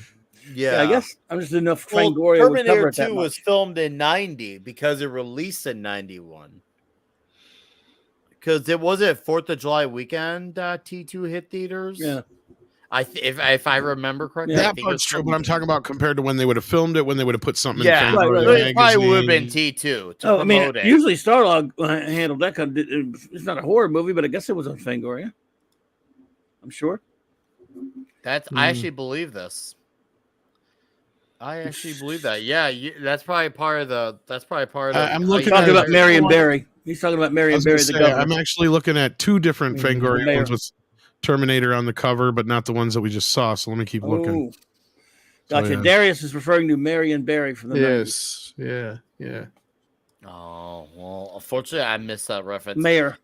And once I again, remember that. Yeah. a training montage. You know what, 70s? You're right. It is like Idiocracy, Tim. You They gotta think have he's a like they think he's probably the montage. greatest fighter, like That's the way right. he's training. His But because rudimentary knowledge is still better than theirs. yeah, Great they music, think, by the wow, way. he's got to be an incredible fighter, but really he's the best that they got at that point in time. Yeah. Interesting. He had the chemistry 101 in the trunk, though. I mean, Yes, who of carries course. that around? I love it. That was It's very lucky. Very lucky. he Captain kept Kirk that one. didn't. Captain Kirk didn't need that, right? Though Clever and of Thompson course didn't not. make gunpowder. Absolutely. Yeah, maybe But I'm look- a Chinese jet pilot, Yeah. Oh, yeah. They probably cut that out of this. I think they cut that out of one of the dude. versions. But the they skeletons doing the music, I know it's brilliant. fucking that, isn't it? amazing. and this music is in general the soundtrack of this battle leading up to it's just fantastic. It's Oh fantastic yeah, stuff, Danny Marcus, Elfman did yeah. some of it. Danny Elfman did. Yes. Mr. Elfman's word on street is Mr. Elfman. He did the might main be- theme, and that's about it. Otherwise, John LaDuca or whatever, He was did the brilliant. music- Yeah, The first two movies did the music. Yeah. brilliant. That to me was like the best part is that you saw the skeletons literally marching to war, doing the marching to war music. I'm like, wow, that is to me that was like the coolest shit ever. bar. He's a damn superhero. Yeah.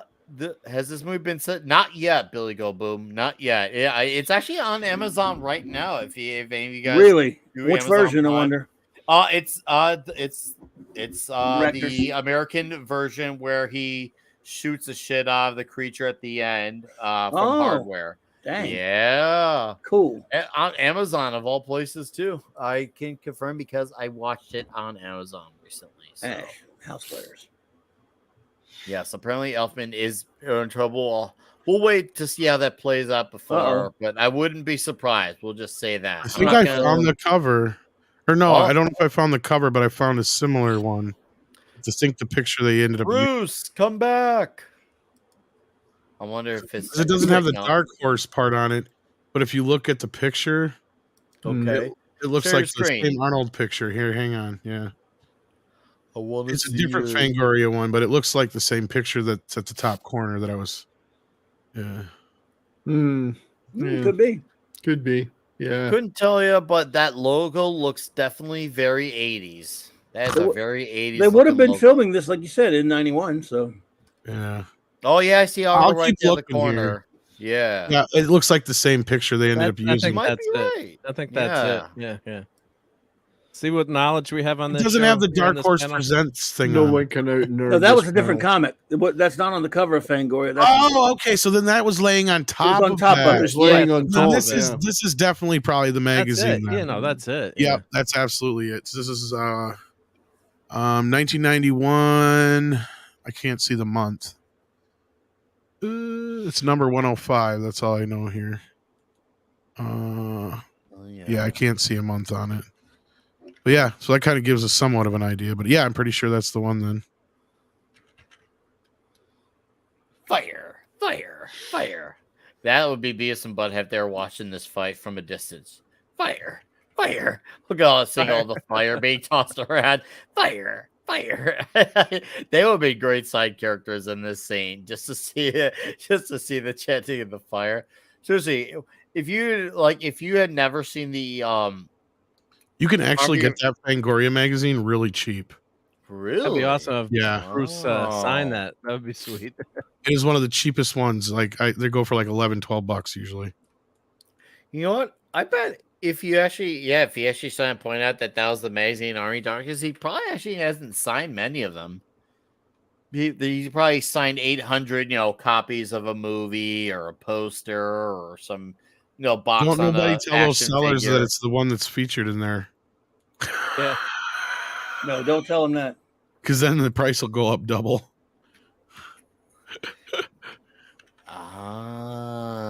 Like, oh, hey, what? I gotta get that money. Yep. Okay. Well, I will marry that. Do not tell the Bruce. Don't tell nobody. Bruce. Well, you can tell Bruce, but don't tell the people selling it on eBay. Oh, I see. Oh, yeah. I get it now. Okay. Here's one for as low as $7.31, but it's got $22 shipping on it. $731 or $7? No, $7.31. Oh, okay. Sorry. But it has $22 shipping, but yeah. $22 shipping? Yeah. Dude, what the fuck? Some people man? try to screw you on that shit. Yeah, you don't they pay put attention and lower yeah. prices and they put a higher shipping. What the fuck, man? We don't need that shit. 22. That's a weird number too. 20. It sounds like they're trying to round it out to $30. Now that I think about it, it sounds like they're trying to round out to $30. Well, that's the Dark Horse Presents 5th anniversary special. Okay. And that's slabbed. I don't know what this guy wants for it, but it's probably a little more expensive than Fangoria. What a shock. Pinochet's helicopter. Yeah, if you got the cover for that one. Add this to the list of movies not allowed in China. Really? Why? I believe him. Wasn't the Evil Dead not allowed in Germany for a long time? Sally Forth. Thank you, Pinochet, for $2. But yeah, I believe the that. original Evil Dead was considered a video nasty, but I don't know about Army of Darkness. I mean, this one's really tame in comparison to the first two. Yeah, like you're TV right, edit it barely is. have to edit anything out. Yeah, it's not much in here. Yeah. No, But they did get an X rating, or some of the stuff they wanted to cut. Like 1 and 2 was got ridiculous. Yeah. 2 got the unrated rating, and they originally got to get NC-17, and 1 was considered like the most extreme thing at the time. China does not like the undead, demons, and ghosts. Oh, China don't. Oh like yeah, that's right. Yeah, that's right. Well, Jinping, guess what, bro? You have a skeleton underneath your flesh. That's a fact. Go scare us over here in China. Oh, Clubby's got. Oh, That's one. There you go. Oh, look at you, dudes. We are Sin awesome. City. Geeking out. You're awesome, Tom. Aliens. Nice. Aliens. Yeah, Martha Washington, but Roach Mill. Wow, I remember him. City. That The looks like a American. Wow, Frank Miller-esque it's Miller. cover. Miller actually drew the comic. Actually wrote the comic, but Dave Gibbons did it. But this is a Miller cover. So it is a Miller cover? Yeah. Oh, I was gonna say it looks like his style. Okay, so it was his cover. Well, actually, partially. I think he just did Martha. Yes, it's true. We don't allow any It ghosts definitely, over here. well, at the very No ghosts minimum, of it definitely Hufflepuff looks in like his China. style. That's for sure. At the very minimum.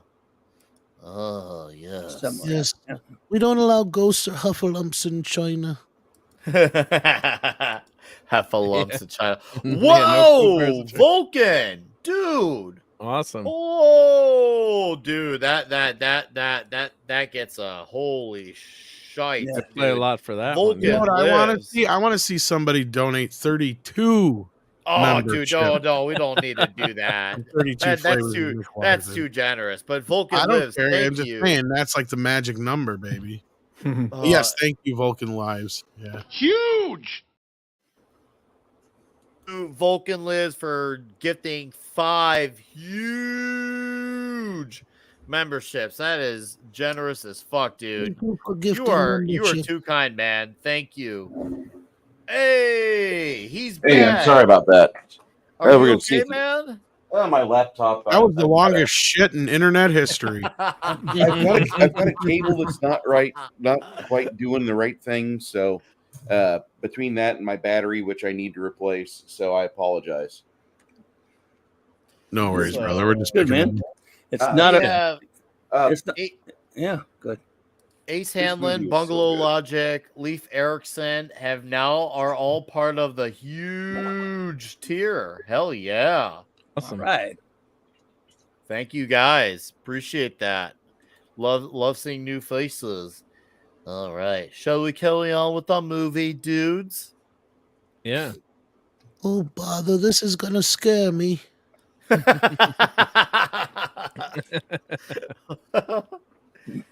Dropping rock. Let's see. To be fair, it was kind of the only thing that really hurt them was the numbers. It wasn't that the skeletons were that formidable because they're skeletons. Yeah. But it was just it was the numbers. They're awesome, They had though. a I strength in fucking numbers. Oh, I love the love them too. skeletons. They're so funny. hilarious. They had personality. They said goofy lines. They had walks, and yeah, and of course you Well, gotta I have don't fun remember extra. if it was a critic or somebody on the making of, like from the art department or special effects said it, but that's what basically they described it as. It's basically the Jason and the Argonaut skeletons if Monty Python had made them. That's exactly how he described them. And I buy it. I absolutely buy that. No, that I think actually skeletons seems are right. probably They're one little of the best jerks parts too of when they come in here. Oh yeah. I didn't like these ones that are just the lazy ass ones in the costumes. I was like, okay, come on, Sam. I'd rather see because the charm is in the goofy puppet ones. Yes. You know what I mean? Agreed. Some of them were kind of. And the stop motion scenes, piece Oh, of yeah. resistance. But this stuff here with the stunt dudes looks really dumb. I don't like this stuff here. They're too Really? animated. You decomposed dogs. They're not decomposed enough.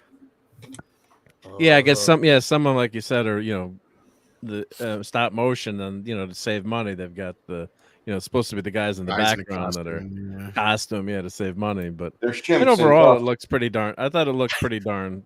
Oh yeah, good, no, I just thought. a minor Yeah. gripe. Like, I mean, if I had to Minor- come yeah. up with a minor gripe, and I mean that's the Yeah. only thing I can come up with because I do like. Otherwise, I like the cheap, bubblegum and tape aspect to the yeah. movie. Like that part, I do. Yeah. love. But to me, that's almost taking it just one step too far in the cheap territory. I'd rather see them do hokey ass, puppetry and laugh at that than see a bunch of stunt guys come in skeleton costumes all of a sudden.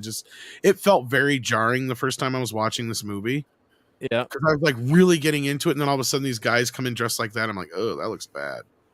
See, at that And guess point, I who's- wasn't. I'm sorry, I It's just like- wasn't really quite aware of the whole tone and humor of it quite yet. But like at that point, I thought I was just watching a movie that was meaning to be sincere, that was bad, It wasn't until later I realized it's an Evil Dead movie kind of part of the way into the movie. I'm like, okay, I think I know what this is, but never had seen Evil Dead before, so I had no frame of reference. And no prize for anyone who can guess who this is dying on the screen. Don't know. I'll just admit Give us a it. hint. It's a family member of one of the cast. Oh, Bruce Campbell's dad. Yeah, Really? Tom wins the no prize. Yep. Wow. Funny thing was they were saying that I Bruce would was have telling him how to never die. guessed. How we're supposed to know that? I think talking about an actor we should know or something. What's Yeah, wrong I'm with you? teasing. Yeah, what's wrong with you, Mark? And Damn it, Mark. damn it, and Raimi's like, I'm the director here. I'll tell him how to die. But they said his dad actually loaned some of the money to do Evil Dead. So like they always try to put like family members as Shemps or in the movie. So it was a pretty nice touch there. But Sam was Yes. telling Bruce off. He's like, I'm the director here. You don't tell him how to die. Yeah. Well, how about Nice. that, man? That's cool. Very cool. Wow. That's why you got to watch those director commentary. I mean, if you really love a Yeah. movie, it's fun to watch those. I commentaries. was The meaning Bruce to Campbell watch and it. Raimi commentaries are legendary. Yeah, so here I'll put the link into it. There's one on the YouTube, and they misnamed it, I guess, to avoid the copyright gods. But of course, if you buy that, you should also buy the physical copies too. But if you wanted to listen, I mean, if you don't have it yet, the definitive edition is pretty much out now from Shell. Like, I don't think we're going to get a better version. Than Which this. one do you think is the best one, Tom? The one with the Necronomicon thing? Oh, as far as the just factory content wise, this one here. version. Oh yeah, the 4K, because this comes with that's 4 4K. discs. It's got the theatrical cut in 4K. I don't have 4K. The theatrical cut on standard Blu-ray, and then it's also got like the international cut, the TV cut, the director's cut, and all shit ton of special commentaries features. and stuff. Yeah, shit ton. Like you can see each disc has. When did that one release? Not that long ago. It's not that old. I was gonna say that looks brand new in Yeah, your Let's see the hand. front again. It Yeah, looks let's see the front. brand spanking new. 4K, That that's art the is full great version. on there too. That's not the same as the 6-disc German version, then, is it? But it's got. And I also have the steelbook as well. But yeah. Wow. No, I That is a I don't nice know what's field different book. between those two. To be honest with you, Brian, I'd have to check. Yeah. Is the steelbook the same discs as the other one you just showed, or is it different? Yeah, same discs. Same discs. Okay. Right. Wow. that the first one you're showing, Tom, I think it's on sale for $20 on Amazon right now. Is it really? That Yeah, 4K. otherwise, one, you have the older version, which is a 3-disc. This one's a decent one, Let me but it doesn't zoom have the in on TV you cut. again. That's the main thing it's missing, and it Okay. doesn't look nearly as good as the 4K version, obviously. But that's the older collector's edition that's been out of print for a while. I think that's one of the ones. It might be the one I have from way back when. Here was the original Or had special edition. that one I have somewhere. That one I Yeah, have. this was way back in the day. This is one that people love. I can tell that copy's been through the ringer. Yeah. This is what's funny is you look at this now, like when they printed this, they only limited it to 30,000 copies. Wow. Well, I got. Wow, that's a lot. I gotta dig mine up. That's the sad part. That wasn't shit back then. That's how DVDs sold back then compared to now. Now you're lucky Yeah. if you have 1,500. I have that. Or a 5,000 run, and you're lucky. Oh, that's I small. know. Yeah, Tom? Wow. this one was one that went for like over $100 for a while. Oh, because it was so Wow. limited, right? Yeah, like this is Spinal Tap went for. Yeah, until big this bucks, version so- came out, that version was worth like $100. Oh, it looks like This version looks was like worth we like got same amount basically until this version now come out, the newer one. But yeah, we got a few people who have that in the chat. Yeah. Literally have. I that. have it, but maybe mine wasn't some limited edition like that one. I don't remember it being numbered. But Universal also did a Screwhead edition on is called on. I remember that too. got I that think too. the only difference between that one and the other one is it takes off all the special features, sans I think the commentary and the international director's cut or something like that. Wow. Wow. Fall back. It's basically a cheaper version of the Shout factory one from back in the day, but it didn't have all the special features. I must say they got you with the collector's edition because you literally collected them. I love it. Well, that I was love what it. pissed me off with Shout for a while there is in their big massive sets to get all the goodies. They would Uh-huh. give you an edition that came with a steelbook and a fucking standard version. It's like I don't need two different versions of a movie I already have three versions of. Right? So like pick one or the other, and they finally I don't know if they heard me necessarily, but I'm Uh-huh. sure other people agreed and bitched to them, so they quit doing that. But for a while there, to be able to get the poster and all the buttons and all the stuff that would come with it, you had to buy the version that had 2 copies of the movie in it. Wow.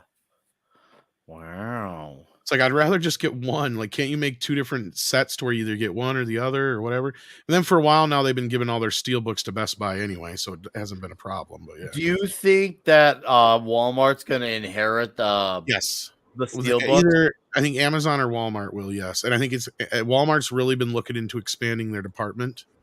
So, especially within, and I think they announced that before Best Buy even said anything. So, or before Bill hunted the news out there. So, Wow. Hope they do. Here's Sam Raimi's car, the 73 Olds Delta 88.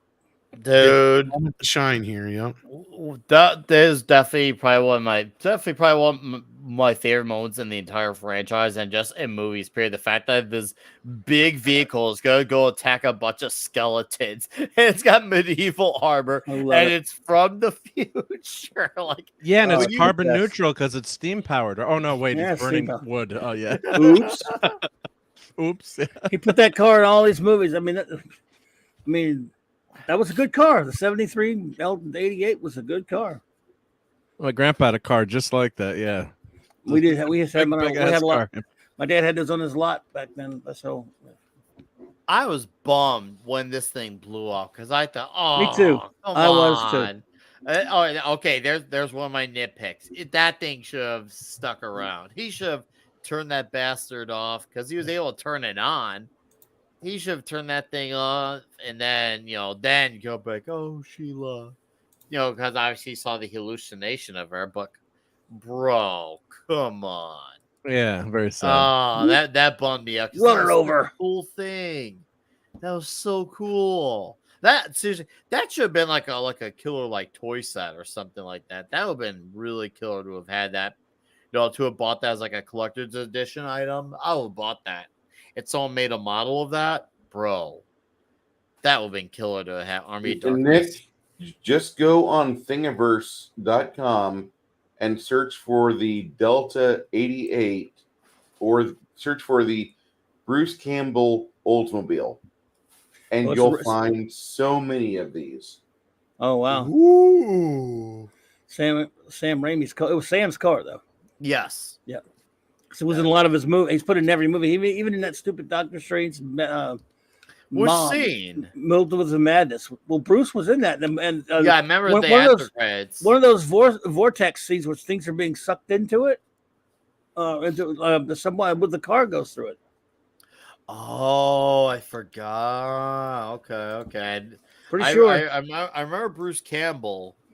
Pretty sure I remember at the after credits. No, you're probably right. You're probably right. All right, let's see what Vince has here. It's Vince Ungilded has posted in movies. Here, let's show it off. He has the German version of Evil Dead. So let's take a look here. And this is from our guy, the Gilded King Vince Wilmot. This is what he's got, the German version right here. Oh, okay. That only looks like 3 discs to me. Yeah, it is. You're seeing 3 discs. There was a 6-disc version, unless that's just because that was DVD and Blu-ray probably doubled up. Oh, yeah, it's not his. Okay. I stand. See, that version you just showed there says it's Australian here on the one I'm looking at. Bungalow Logic. I cannot wait to meet face to face. Please, let's hang out and let's get drunk. I think you're right, Tom. That might be the Australian because it's got that Book of the Dead style packaging. Yep. Yeah, that's the Australian. What I'm looking at right here on the Evil Dead archive. I'm not seeing a German release on the Evil Dead. Well, the German 6-disc one that they used to have years ago is hard to get now. I'm not even seeing it on here. You can get it's hugely expensive on the resale market. I don't think there's a recent version of it. Huh. Well, this has, as far as I know, every release, but I'm not seeing it. So I don't see anything listed as German. I realized I'm sure it was an unintentional error. I believe you though. I do, because honestly, I had, like I was just saying in the background, my most elaborate box sets are German. This is my German Frighteners box set. This thing has a ton of shit in it. Show us the thing. We'll Oh my mark God, this it's like away. heavy as fuck. There's a bunch of like postcards and stuff in it. There's posters. Oh, There's a big thick ass book. thick. And I have a version of and then of course the movie itself. It's like a couple different discs. Blu-ray and 4K. Whoa. Like the Germans know how to go all Nice. the fuck out. Like I have American Werewolf in London from Germany. It even has fucking what do you call it with the where you put them on a glass table to put your cup on, the cup coasters. Coasters, You got the Coasters, yeah, yeah. coasters from the slaughtered lamb in it. Wow. Like all kinds of goodies in there. And then I got the Dune box set, which is kind of like I've made people come showing them that. Really? Oh, It is fucking amazing. Wait, I want to. That time, I heard you coming. Oh, Mark beat me to it. I was slow that time. I didn't think about the clip. Oh man, Mark, you got me. That usually like we've been tying each other like Yeah, or we like neutralize each other. We played at the same time. Perfect. Absolutely batshit perfect.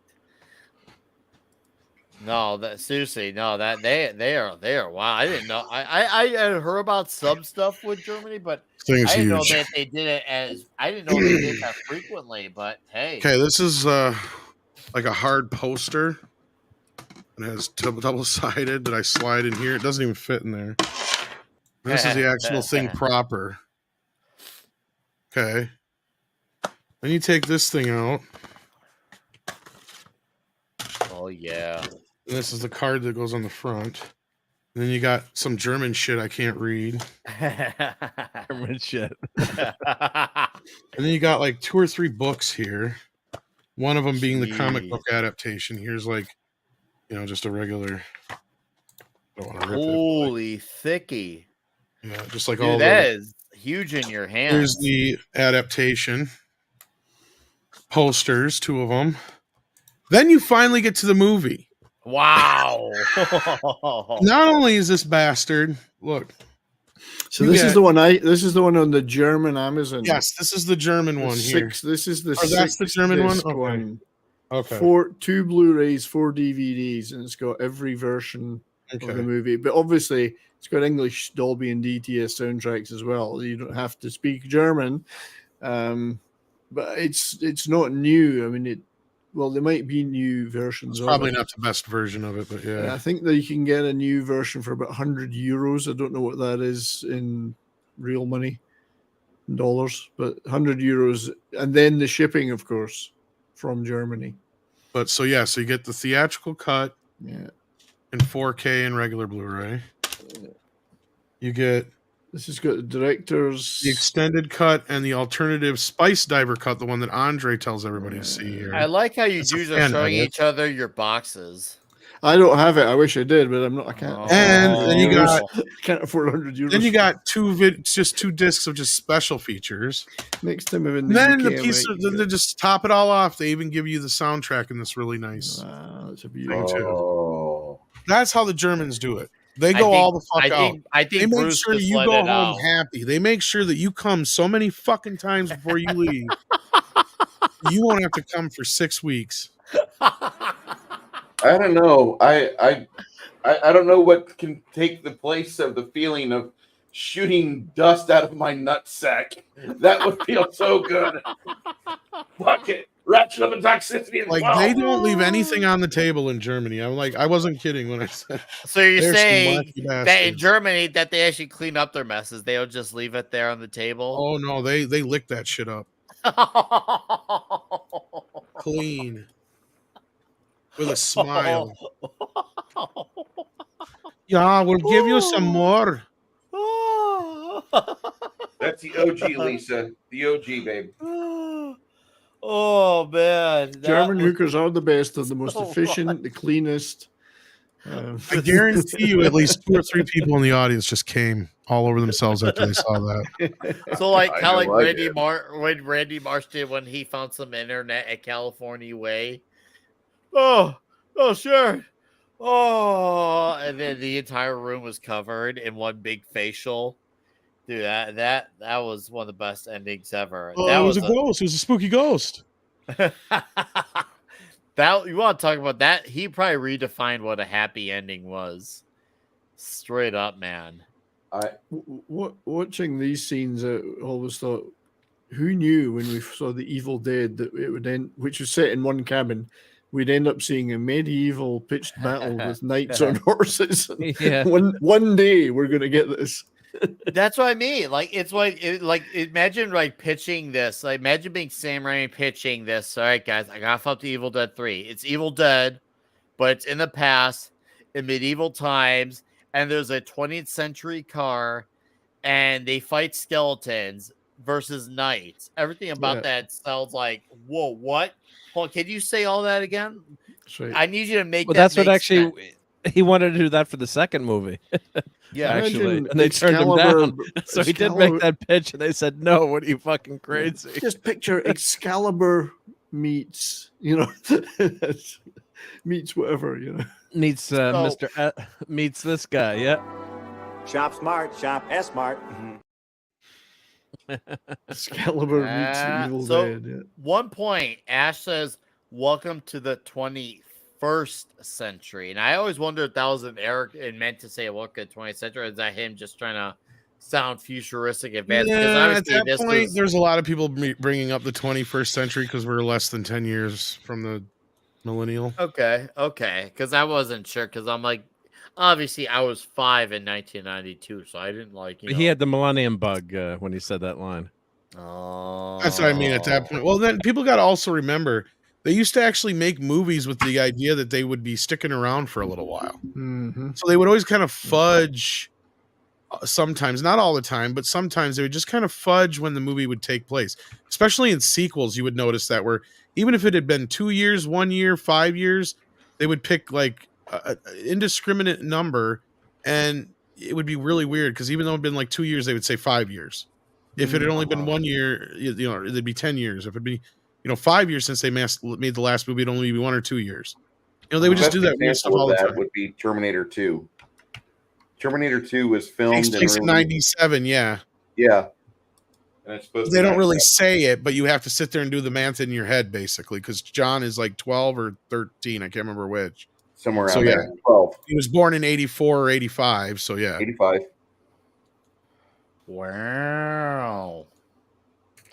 And now he's coming face to face with himself. Hi, Clobby. Yeah. Yo, what's up? Hey, Sorry, I know you're off. Like I know you went away. For I don't know what happened. I think it just got All I know is you're back. and internet. Sorry. That's what counts because we have a great final. I was gonna say face off Don't between these forget- two guys, and Yeah. technically one of them does literally have their face off, and the other one Yes. does have his face. Sally 4. Telling four. You found me beautiful once. You got ugly real fast. Baby, you got real ugly. Honey, yeah, honey, you got real Honey. ugly. I don't know why I keep thinking it's the other one for some reason. There we Maybe go. that's what he says in the international cut. I But don't know. I've said variations of the lines too. I know, but so, I've seen hey, this we're all one the most guilty. of all of them, and I just watched it like last week. I can't believe I'm mucking up all these lines. Me too, man. Me Me all too. do it. We all do it. I'm man. sorry I let you down, Clobby. No, I did too. I said baby instead of honey, so I screwed it up also. But you were correcting me earlier, and you were right. So No, I was incorrect by saying baby instead of honey, but Whoa. sweetheart, sweetie. Yeah. Whoa. This is getting All very, very homoerotic. Give me some sugar, baby. And I clipped this line from earlier. Klaatu, Veranda, That'll work. That'll work. Right? Good thing he doesn't have an Amazon listening device. Yeah, everyone would say the word the Echo. Won't say her name, but yeah, I can imagine on Siri or something today. What did you say? Yeah, because now that's a commonly used phrase. That what he said back then. I guess it was a little bit, but you know. Well, Yeah, no one there knew. That a- was so obscure, right? That was sci-fi nerds like us. Yeah. There was a particular concert I'm talking where about that. No, Oh, go ahead. go ahead, Clubby. No, I was just saying. I was saying when he said definitely a, you know what? Yeah. That. Yeah. A certain performer at Woodstock 99 had a whole crowd of white people say that word. His name was DMX. He was performed live to thousands, and I mean thousands. Like Nick tens was of thousands. there. I was 12 when Woodstock 99 happened. I know, it was so awkward hearing a little 12-year-old run around saying, They're burning shit down. If you look it up on YouTube, there's videos of DMX getting the entire crowd to say. I don't know what his motive was, but he did. I I was was like, just trying to get him to sing along was all it was, I think, from my memory. and at that point in time, you would have thought, okay. I don't think it was even anything more than that. But yeah, I'm looking at this German Ultimate Edition. It's basically the same thing that this Shout version I showed you is. But has the Shout version got the director's cut on it? Yeah. Oh yeah. The only thing that's different is they have the PAL version of the German cut. That's all. Right, because they didn't. That's the only difference, and the only difference between that and the international cut is that it runs faster in the PAL version. That's it. Yeah, I couldn't see that listed on Amazon as being one of the things. And they have the in wrong that running set. time, or they have the wrong US for theatrical cut, or they run it at the PAL speed because they got it at 78 minutes here. And then all the goodies and stuff on here are all is pretty much the same stuff. It's incredible. One movie, and it's got all these different. Oh God, versions. tell me about it. It's one of the movies I bought the most. Yeah. So between that and Halloween, yeah, Just amazing for one movie. I don't have friends that just have one copy of Army of Darkness. They have 3 or more versions. Well, I literally have 4 copies of each one of the movies. I don't have that many movies where I have different versions. I know one of the ones I have, and this is a terrible movie, but because I'm a fan of the character, I have to have it. I have the Ben Affleck Daredevil 2003 and the director's cut. I like the director's cut on that. The director's cut has that. I want the subplot DVD with because you can't Coolio. get the fucking special features without if you don't get the original version. Well, that's the beauty. The original version actually did the theatrical cut. And there's did a have good special really features. awesome fucking documentary on there Yes. about the history of Daredevil. That I'm Yes, like, it's so good. That's the only way So to get it good. now? Yes, Yeah. it's the only way. Because they had a 2-disc DVD with the theatrical cut. I And had on the one I second had, disc yeah. is just chock full of special features. So one of these days, if I ever run across somebody, because I used to have it, I think one of my exes stole it, and I want to rip sold- the special features. I don't care about the movie. I'll get it for Yeah. you, Tom. Yeah, I have it. I I'll had get it sold for you. my I have it. copy of the movie a while back because I needed money, but I remember rebuying it from Half Price Books because it was like $3. I'm like, Well, no, the what? Blu-ray Screw is it. only the director's cut without any of the special features. Which is stupid because the Blu-ray has more room and they could fit. They could have just ported all those special features Yeah. over it. It wouldn't have took any room up. Exactly. That's so Should've. ridiculous. They don't do that. Yeah. I would just 'Cause that's why like you to want the hard copies for all those special features. Yeah, I want to recommend to people if you're going to look these up, Shout Factory releases, go to their website because there's far better detail about what's in them than there is on Amazon. Amazon doesn't doesn't tell you what's in that collector's edition. Well, and I Yes. actually went to what's called the Evil Dead Archive as well. That helps. Yeah. Blu-ray.com is another resource I That's use. right. Look around because you might be missing out on something that But as of now, as far as I can tell by looking through all this, the definitive editions thus far, unless you already have those, is the newer one that just come out if you can get your hands on it. Which I think you said was on sale for $20, right? 'Cause I think I that even saw one's it at on Best sale Buy. for $20. Yeah, they have there are a bunch of different. There's a steel book now, of course, like you said, that's $24, and then they have the 4K version. But it's just it's I got a infuriating. bone when to you go pick with you. Come The on. sad is how awesome this puppet is, and it's only in the movie for what, like 30 seconds? Yeah. Yeah, I love it. But it's a great moment. It is an with the amazing. You line. can tell they spent the most money on that puppet, man. It looks great. It has a great line. It's very on the nose, and then it's done for. But yeah, it's worth it. Tribute to Harryhausen. Oh yeah.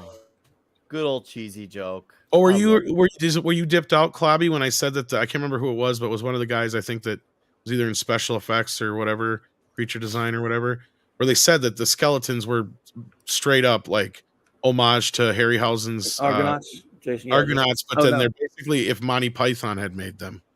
Oh, okay. Cool. Nice. Right. Let's get the hell out of here. Yeah, exactly. You can totally tell that. Retreat, Yeah. retreat. Let's get the hell out of here. I love it. That's I probably love one this of the movie. best lines in the movie. Yeah. I doubled over and laughed the first time I saw it because this movie just complete. Because I didn't even get to say this at the The beginning. I spinning said it last head. week. The Well, spinning head. Yeah. It's amazing. I love it. But no, I didn't. Perfect I said this last week, but I didn't say at the top of this show that this was the first. I think I mentioned it a little bit earlier. This is the first one I watched. I never had seen Evil Dead or Evil Dead 2. Oh, yeah, you did. And so when I saw this was like a fucking acid trip for a 12-year-old. I can imagine. Like I'm like, what? Because I saw the trailers. I'm like, that looks fun. You know, like you guys said, the guy gets whiffs back to the olden times and all that kind of business. You know. And I'm like, okay, I'll check that out. When it came out on video, I rented it the day it came out. And I'm watching the intro. I'm like, is this a sequel to those Evil Dead movies? And the only reason I thought that is because of the Book of the Dead business, right? Uh-huh. And I'm like, I think this guy's in those movies. Because at that point, I didn't quite know who Bruce Campbell was. At that point, you know who Bruce Campbell was to me? Briscoe County Jr. I think that was afterwards, though. Wasn't it? Okay, let me look. I was going to say, I thought I'll that was check. the only thing I'd seen him in otherwise. I'll double check it because I hate my memory. Because I thought he did this right after. No, you're right. 93 to 94. You're 100% right. But the video, when did the video of this come out? Oh, like 94? 93, 94? 90 what? This movie 92. On video, yeah, it would have been 92. October of no. But a great show, by the way. It's one of my favorites. There's like 100 different release dates because it's been released so many times. Okay. In the United States, it was released. Wait a minute. It wasn't. Was it? It says here it wasn't released in the U.S. till 93. What? In theater.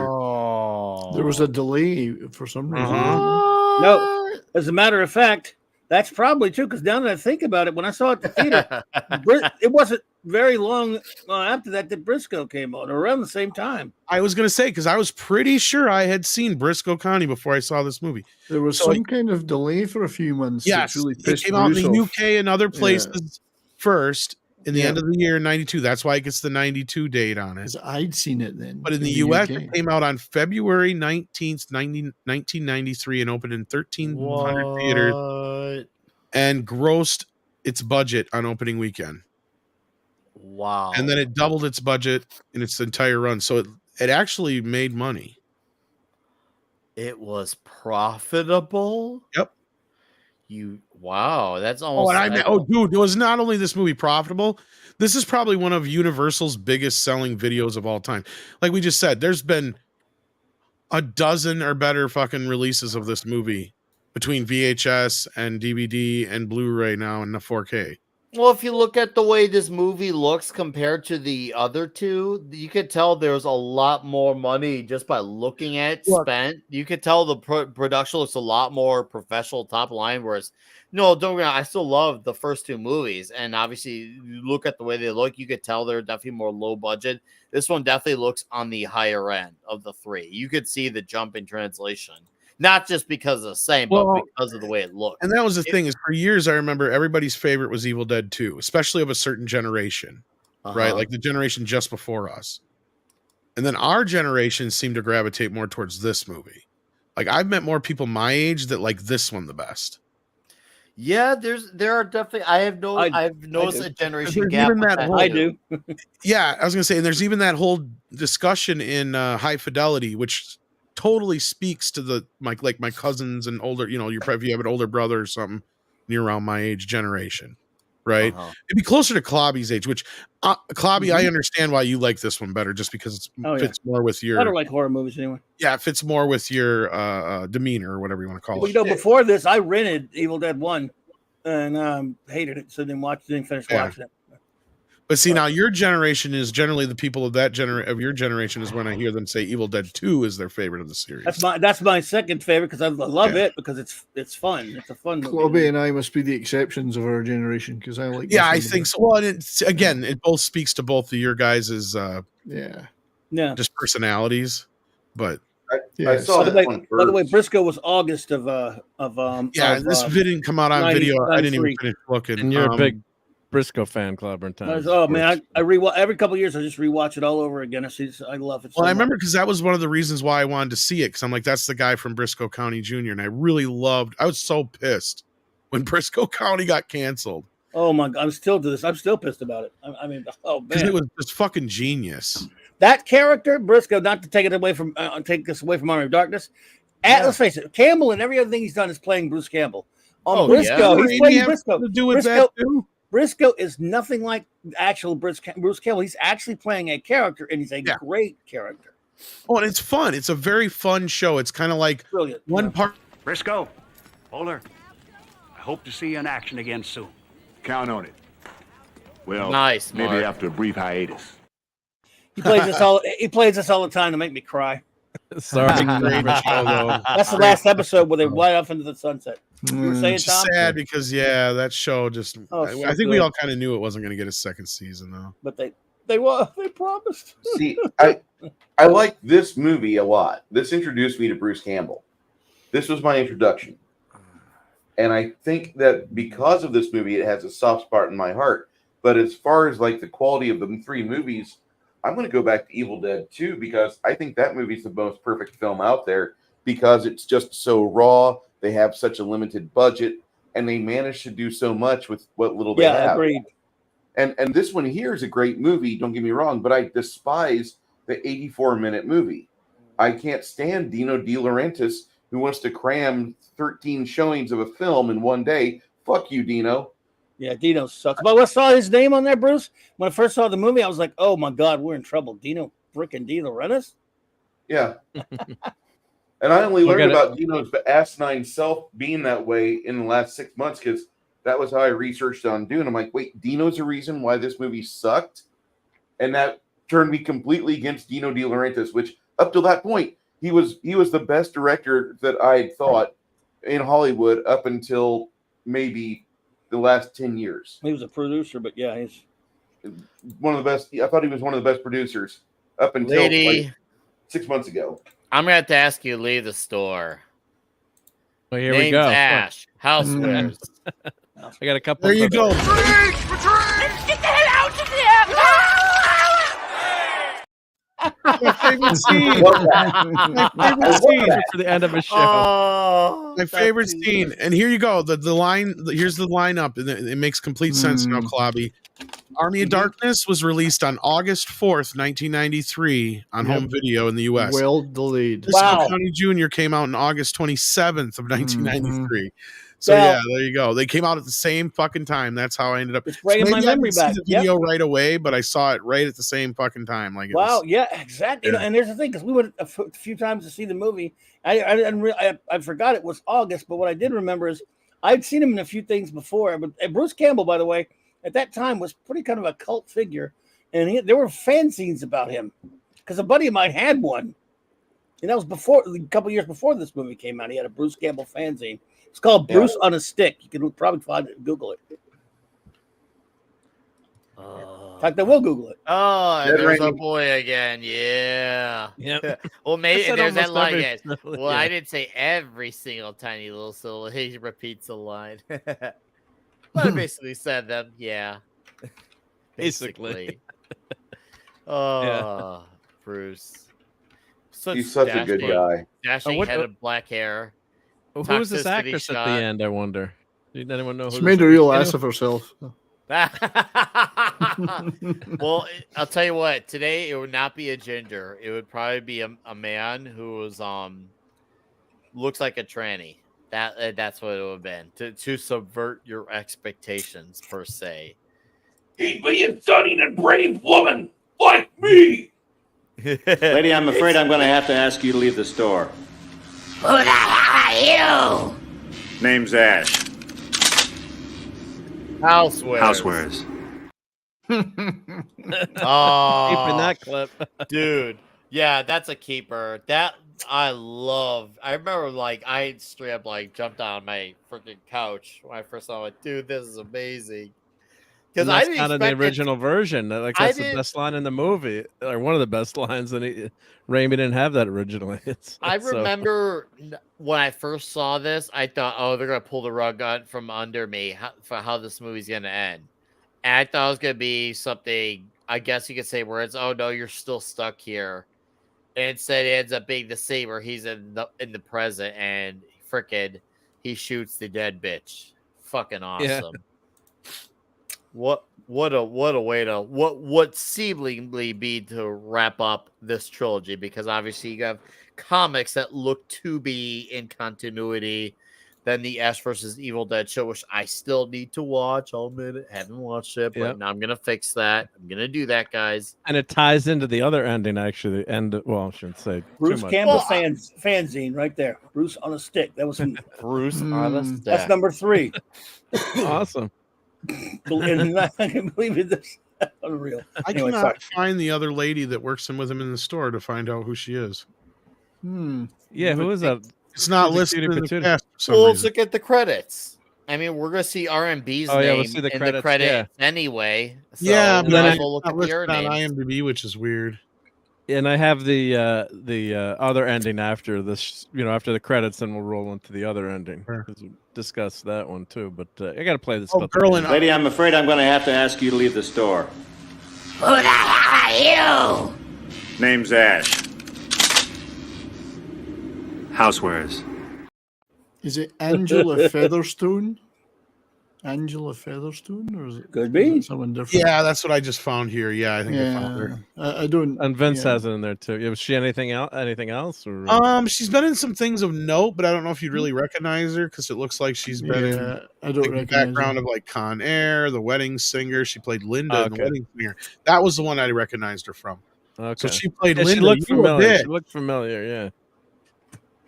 Oh, Cutie. That's probably her biggest role. Yeah.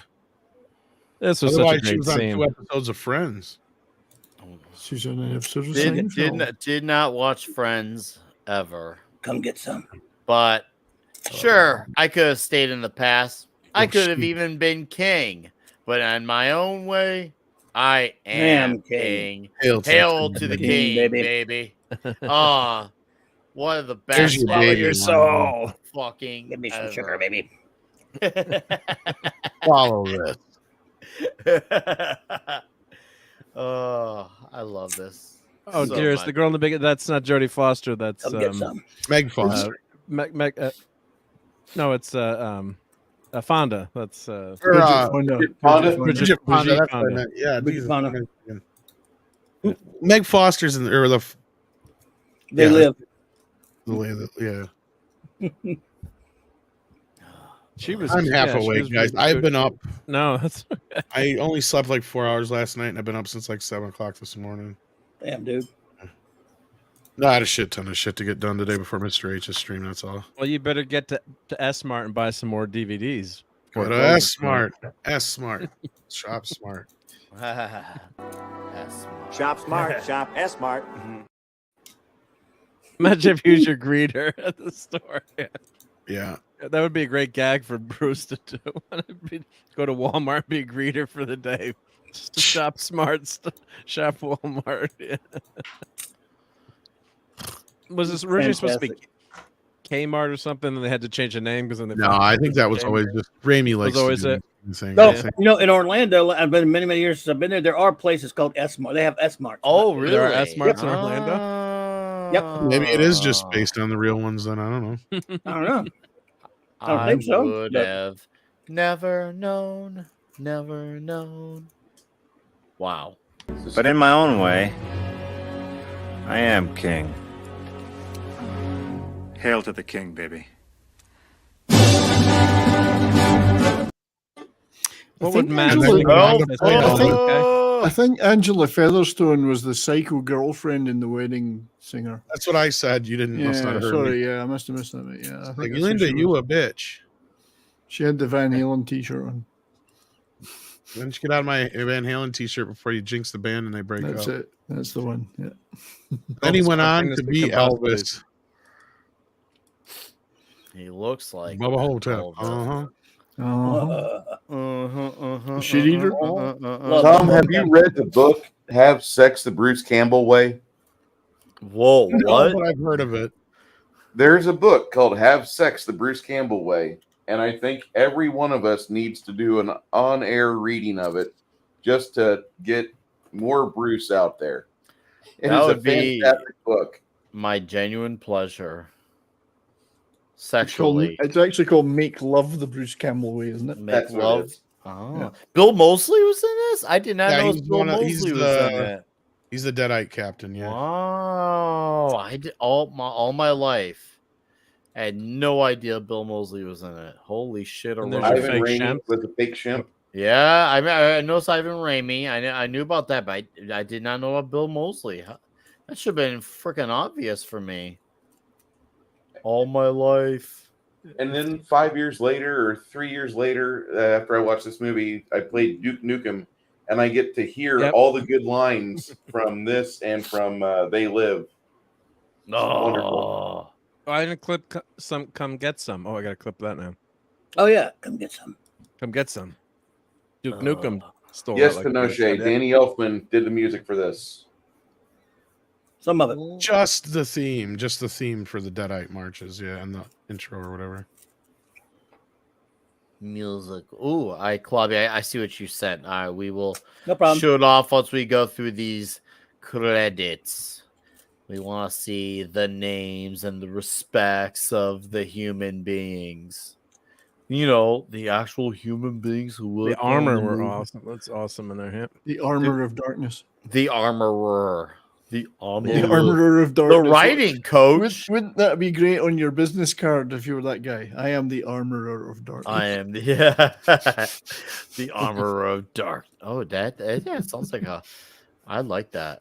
It's got a good ring to it. You got a good ring to it, 70s. There's nothing like a good ring to it. Is the best boy. Mm-hmm. Oh yes, those go that are ahead, getting a chat, drip. and get your scores. Get your scores going as they slide out and end. Yes, get them going. Okay. Oh, what Foam do fabricator. And actually, a foam fabricator. I'm joking. It's in the credits, but his wife, Ash's not Ash. Bruce Campbell's wife was worked on this movie in the wardrobe. Robert RMB right there. Robert Production Meyer assistant. Burnett, right? Yep. What did he do? Editing? Production He was assistant. a production Okay, there we go. assistant, teamster. I think he was. I was hoping to get him on tonight, but something came up. He wasn't able to make it, so I apologize, guys. But yeah, That's okay. One day there'll be I hope- the right occasion. I know he's busy too. He's very busy, so it happens. I hope he keeps working. I love what he does. No, I hope he does. Oh, look at That's smart. that. I don't know where this one is. It looks like apparently they got them all over. Wow. Smart. That's smart. That's smart. So How- silly, but yeah. No. Hey, that's what we like to see. Well, I'm gonna read off some scores while we're getting that alternate ending. Oh no, here's it's coming. It's coming now. Yep. Okay. Or I can pause it if you want to do the scores. Or what do you I'm want just to gonna do? read off two of them. Brian Barth, Yeah, I'll pause it, 10-10. Toxicity, 10-10. And Vince Womack, overall, 8.2. Toxicity, 4.8. And then Pinochet's Helicopter Tours, 10s across the board. Okay, go ahead and go for it. There we go. Yep. Let me hit the right button here. Is it a big, long clip? No, it's just the it's a slide. Oh, just slide. I just Okay. slided it. Ooh, I slid it you right slid in. it. Oh. I slid it in. I can always depend on you for sliding. The Planet of the Apes ending. Yeah. Say the original end, well, the new ending is much better. It's one of the times where the New? studio got it right. Well, because originally they did this was the original ending, and then the studio hated the ending. They said it's too depressing, too dark, we want a more uplifting ending, so they refilmed the S-Mart ending. And if he'd never done that, and this had been the ending, I would have been fine. But it'd been like, yeah, it's funny. Who cares? It's a crazy ending, but I love the other one. I mean, I would love the idea of an Evil Dead in the future. That would be kind of neat. Yeah. But like in a post-apocalyptic Evil Dead movie. But I mean, I haven't seen the third season of Ash versus Evil Dead, but I know a lot of people love it. So at this point, I wouldn't change it because that obviously is the theatrical version of the movie. It is a sequel to. So yeah. And there's a tie-in to this ending in Ash versus Evil Dead. Let's just say. I can't. Yeah, I can't remember exactly what it was. I was going to mention that I don't want earlier. to do spoilers, but I was going to say I couldn't remember exactly what it was either. But I was like, didn't he mention like having a bad dream or something like that about that, or something to do with that? Well, 6 drops of LDS here, and he counts wrong, so he does 7 drops of LDS. So I remember when he talked about this at a con when he was telling people who'd never even seen this. So I forgot which con it was, but yeah, but this I mean, it's a fun ending. Oh yeah, no, yeah, but it's definitely better in the with the. Then he just goes to sleep here, and he's 5. Yeah, barely even ending. Barely even an ending. Yeah, Planet of the Apes. It's a Planet of the Apes ending. Yeah, because you can travel through time. In a sense, yeah. Yeah, I'm glad that we got. See, I've lived mostly my life with the ending, as I like to say, because I was like, what? There's these other things. What the hell is this foreign language? Long hair, bearded Ash. Yeah. Yeah, I mean, yeah. Saw it in the theater those times, then watched it when it came like on cable and got it on VHS for 10 or more years. It was the only ending I had. And that's part I just loved it so much because I watched it all the time, which is over and over again. Yeah, you're like, what's happening when this came on cable? You're like, wait a minute, I saw this wasn't on cable. In the movie theater. This wasn't on cable. It was on cable, or maybe I watched it on my Blu-ray. I can't remember when I. No one saw this till like 10 years or more after the movie came out, or until the first. Never knew it existed. Yeah. Just he talked about it at cons. That's how I even knew about it. And I thought that'd be cool to see. It'd be fun to see. Fun to see. It is. It's a great. I like it. I like it. I like it, but not better than the other one.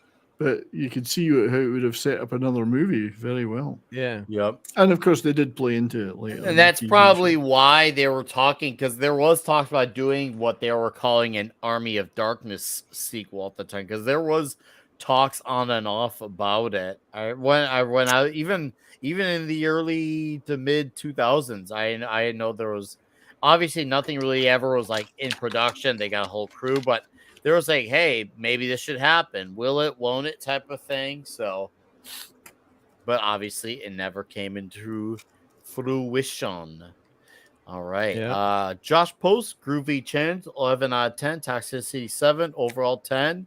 Vulcan Lives, 10s across the board for me. I enjoyed this one the most of the 3. Keely Chow, Toxicity overall 10-10. Billy Gold, boom, 10-10. Hail to the Kings on 5 out of 5. Killer Chins. Eklay Tomasin, Toxicity 8, overall 9. Grooviness 10. Yek Nomino, Toxicity 7. You got really uglies. Overall 8 out of 10. Eye Pokes. Poke Race 6666, 10-10-10. Jonah Hex, 8 out of 10 Necronomicons of Toxicity. Dearest, Toxicity, 9 out of 10 She Bitches, overall 9 out of 10. And Lisa says she came for the snacks in the company, 10 out of 10, especially for all that hard stuff from Tom. Hard stuff from Tom. I like that. I like that a lot. All right. Well, Tom. Why don't you be the first to slide in your scores? What a magnificent movie. It's definitely one of the greatest movies ever made. Agreed. It's and I'm like Clobby. I'm not a huge horror guy, and particularly the more sort of slashery, gory things. So I loved this. I loved Evil Dead 2 because they moved more into the humorous side of it, and I loved this even more. I know a lot of people don't like that. I like this even more for it. I just thought it was like Monty Python almost in its style, but still with the most fantastic effects and the one-liners, and Bruce Campbell is should have been a huge action star after this. I'll give it 2 ashes out of 1 was my score. I see what you did there. I'll give it 2 ashes from 1. 2 ashes out of 1. Toxicity about 8 out of 10. I mean, it's not it's got a lot of toxicity, but not the most you've ever seen. I think it's. If I could give it more than 10, I would. It's 10 out of 10. This is a astoundingly good movie that everyone should own, and I could watch this hundreds of times and still not get tired of it. A lot of fun. It's more fun than you should be allowed to have watching this movie. Indeed. Proceed. All right, Bruce. This movie continues to provide me a lot of joy. I watched it 4 years ago with my dad when we had a chance to see it on the television. And the first time the commercials came on, my dad says, "Do you still have that copy here?" And I'm like, "Yeah." And went over to the shelf and pulled the other copy from the VHS off the shelf and hooked up the VHS. Within 4 minutes, we're watching the movie in less than 480p, which is as God intended, in my opinion. This is a great film. This is one of the best movies that has come out in probably the last 30 years. No, more than 30 years. Sad. I think this is almost a perfect movie because you've got great special effects. You have an amazing script. You have a cast that loved this movie. And you had people behind the camera that showed how much this movie meant to them. Yeah, Bruce Campbell never became the super George Clooney replacement that we all deserved. But you know what? Bruce Campbell became one of the greatest stars to ever to go to a convention. One of the few guys to actually sign off, okay, go ahead, make a Bruce Campbell on a stick doll. I really don't give a shit. If I say no, you're going to make it in China, even without my approval. Fuck it. And he'll do stupid tricks for you in public. Well, he might not now because he's like 60. But when I met him back in the late 90s, he did a front-facing flip by grabbing the back of his neck on a sidewalk. Okay? This was great. You know, I was just in shock that this guy was willing to do such a kind of a dangerous thing, but he did it because there's 30 of us there waiting for the movie to open up for Bubba Hotep. And that was wonderful. He was a great and gregarious man. And then when you get a chance to discover more about him, you realize that he's done some other things on the side, but he has a fairly nice private life. And he loves the fans that allow him to have such a great private life because he'll make stupid movies like this and Bubba Hotep. And I don't need a George Clooney as somebody I want to follow around on any social media or anything. I've got Bruce fucking Campbell there with classic movie good looks, who's got a good sense of humor, who doesn't try to take himself or the industry too seriously. He knows there's pieces of shit in there, and he stays away from a lot of them. I'm really happy that I was able to live in a time where I could watch this movie in my adulthood and get something more out of each viewing. This is a 90 out of 100 for me. This is a great film. And if any one of you have never seen this before in its entirety, let us know. Any one of us in the chat or on panel be happy to get you the ability to see this. It's a great movie. Thank you, Bruce. Appreciate that. Mark.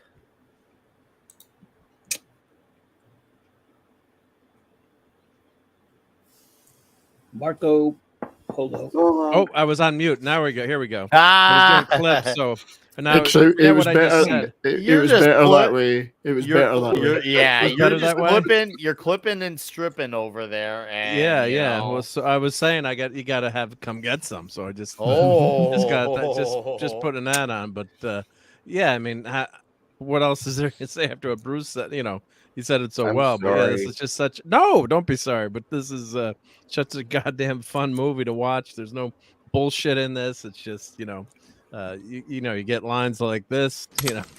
Yo, she bitch. Let's go. That should be your opener. Yeah, I mean, does it no, get that better? we're gonna add that. That's exactly what I said, Bruce. I think you were away though at the time. Yeah, we're gonna do that. Like going forward, it's gonna be she bitch right into the traditional Toxic Tuesday intro. Yeah. I love it. I mean, that's perfect. Yeah, yeah. And of course, you got to play this too. I'll swallow your soul. Come get some. Get some. Yeah. Love it. Come get some.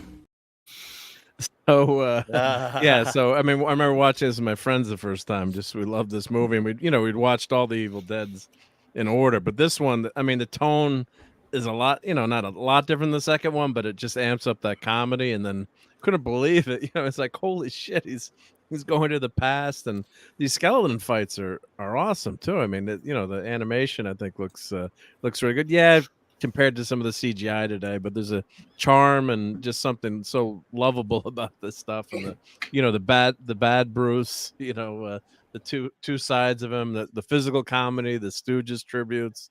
I mean, it's got everything, and he's a flawed character, which is why I like these movies, because he's not perfect. He screws up. He can't say Clat 2, Barada, Nick 2. He messes up. Nicole, what is it? Nylon. Yeah. So it's so it's not like today where you got these perfect characters that can do no wrong. So when he's got that character arc, and of course he always gets the ladies too, right? So never fails. He goes through a lot of Lindas, but he always gets the girl in the end. But a few Cheryls, a whole lot of Lindas, and then a side Right. order of Sheilas. Yeah, and he left poor Sheila in the past. Wow. I know. Yeah. So, but The one yeah, who no, lived too, might I add. the one who lived, right? Yeah, yeah. So, oh yeah, Lee Ferguson, yeah, jack of all trades. That was good stuff too. Yeah, but yeah, I'd give this definite 10 out of 10. It's a perfect movie. It's a perfect beer and pizza movie, right? On a Friday night or Saturday night. And yeah, all these lines are great. And Toxicity, yeah, it's an 8, right? I'd say it's an 8. He's a toxic guy, but a good Toxicity, right? Yeah, it's and I guess Mads would say, yeah, I guess other than the end, right? There's not too many women in this movie. I don't know. We'll wonder what he would think, but yeah, this is an all around classic, and it's got stuff for Handy Randy too, right? Because you got that special armored Metal hand in here too, hand, the metal hand, right? yeah. Yeah. Feel the power. So yeah, so if you haven't watched this, what's wrong with you? Go watch it. Go watch it tonight or tomorrow. But yeah, this was a fun one to clip and go through. So yeah, we had a great crowd tonight. So thanks everyone. Tom. Well, I wouldn't give it every single star, but I'd give it most of the stars. Most of the stars. All Some of right, the not all the planets and moons. stars, but got the basic idea. No, definitely, this is damn near a perfect fucking film. Like 9 out of 10, easy. 10 out of 10, maybe on the right day. The toxicity level on this film off the fucking charts. This is definitely up in the pantheon of some of the more toxic films we've done. And that's all pure Bruce, baby. Right? Ooh, and yeah. even his evil version's almost less toxic than he is. Yeah. Give me some sugar, baby. Yeah. Like first you want to kill me, now you want to kiss me, blow. Yeah, that line too. Yeah. That was just pillow talk, baby. That's all. It's pillow talk, baby. That's all. No, this is a great fucking film. Gets at least 12 Handy Randys because it gets an upgrade. So you add one for every finger you've got, Tom. Well, you got to add an upgrade because it's metal now. It's medieval Handy Randy. Medieval Handy Randy. I love the sound of that. Iron Age. What if Jennifer Lawrence was in the film? Oh, then it would be. Well, Yes. she was the one. See, when we skipped through the credits there, you missed it. She was Bruce Campbell's stunt double. She was the one teaching him. Oh, that's right. I forgot that. Oh, no wonder Yeah. Bruce was so good in this movie. He learned from the best, Jennifer Lawrence. That's okay. See, now life is starting to actually There you make go. sense for once. It was Jennifer Lawrence all along. But yeah, as far as a number on the toxicity, I don't even know if I can give it one. Probably at least an 8. Can't give it 1. It's more than 1. Oh, definitely more than 1. But I mean, like I said, it's in that upper level we've talked about before. But yeah, It's easily Only the a most few toxic teams. one of the 3, easily. Easily, and even close. He These does three, throw a but woman off. I'm he talking does- about the pantheon of Toxic He Tuesdays. does throw a No. woman off the battlements of a castle, so I guess that's He something. did. Yeah. And yeah, he tried throwing off things twice because he tried the pit the first time and then the roof the second time. See? And also he got fed chicken and was basically they were all worshiping him at his altar. He told them to go blow. Below. So I don't know, man. He's a pretty toxic man to me. Will that be all, Tom? Yeah, no, I think I'm done on this one, and I want to thank you again for always just having me. Since it's questionable whether I'll get back into Bond or not for this next month or Oh, not. dude, if you can, it's all good, man. We got a certain Dan Aykroyd, Eddie Murphy movie we gotta do in December for Toxic Tuesday that we wanted to do Do last not come. December. Well, I want No, Tom to that's a different come. movie. That's a different movie. I want Tom to come though. So is my shit? Yes, it is. So if I throw this shit on the floor and just break it, you okay? So yeah, It ain't cool to Road be no race to giant break. turkey so close to Thanksgiving. Sorry. Actually, I did the right. math on that with It- the it- insurance. It's I believe coming. Valentine has already made us a profit of $25,000. You want me to make some more shit? No.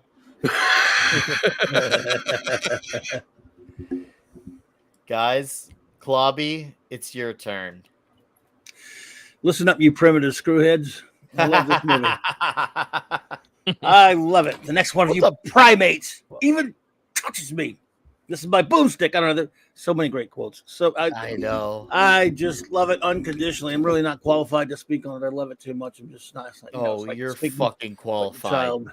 So I almost it gets close to a 10 with toxicity. I'm gonna give it at the 9.5 at the toxicity level because it's really boiling through there and stuff. And I love it. And it's not just all the crap he does to her or those things as well. Remember, it's another factor of the toxicity is she's there. She's just like barely. I mean, she's not a bigger character, and they're not women doing anything other than being in distress.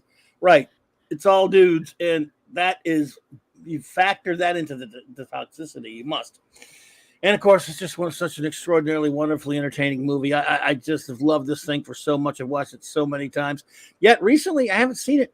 I haven't gone back in a number of years to watch it, and as bad as my memory has gotten, never ever fail to quote it all the time. And I went back and watched it the other night, and now I want to go watch it again right now after I was talking about it. I love it that much. Bruce is the best. So I'm going to go with a 10 plus for how much I love this movie. I mean, maybe I'll go to 11. Give it some sugar, baby. Give me some sugar, baby. So I'm going to give this a 9.5 out of 10 ounces of sugar, baby. I'm going to give this an 8 out of 10 for toxicity. And I'm going to also give this let me think here. I'm gonna give this an 11 she bitches out of 10. Obviously my favorite of the trilogy, as I've said numerous times. An absolute standout performance from Bruce Campbell as Ash. Standout, incredible dialogue. Very to the point. He goes to the past. Everything when you see this on paper sounds absolutely like there's no way this can work, but every bit of it works and then some. The fact that there's skeletons in a medieval setting in an Evil Dead movie with Ash and what's 21st century technology, all fucking amazing. Beautifully paced, almost breakneck at times. And the scenes, I mean, for the cut that we're talking about, everything counts in this cut. I love everything about this movie. It is, to me, not just one of the best movies of its type, but to me, it's just one of the best movies, period. So, absolutely incredible movie, and definitely one of my all-timers per se.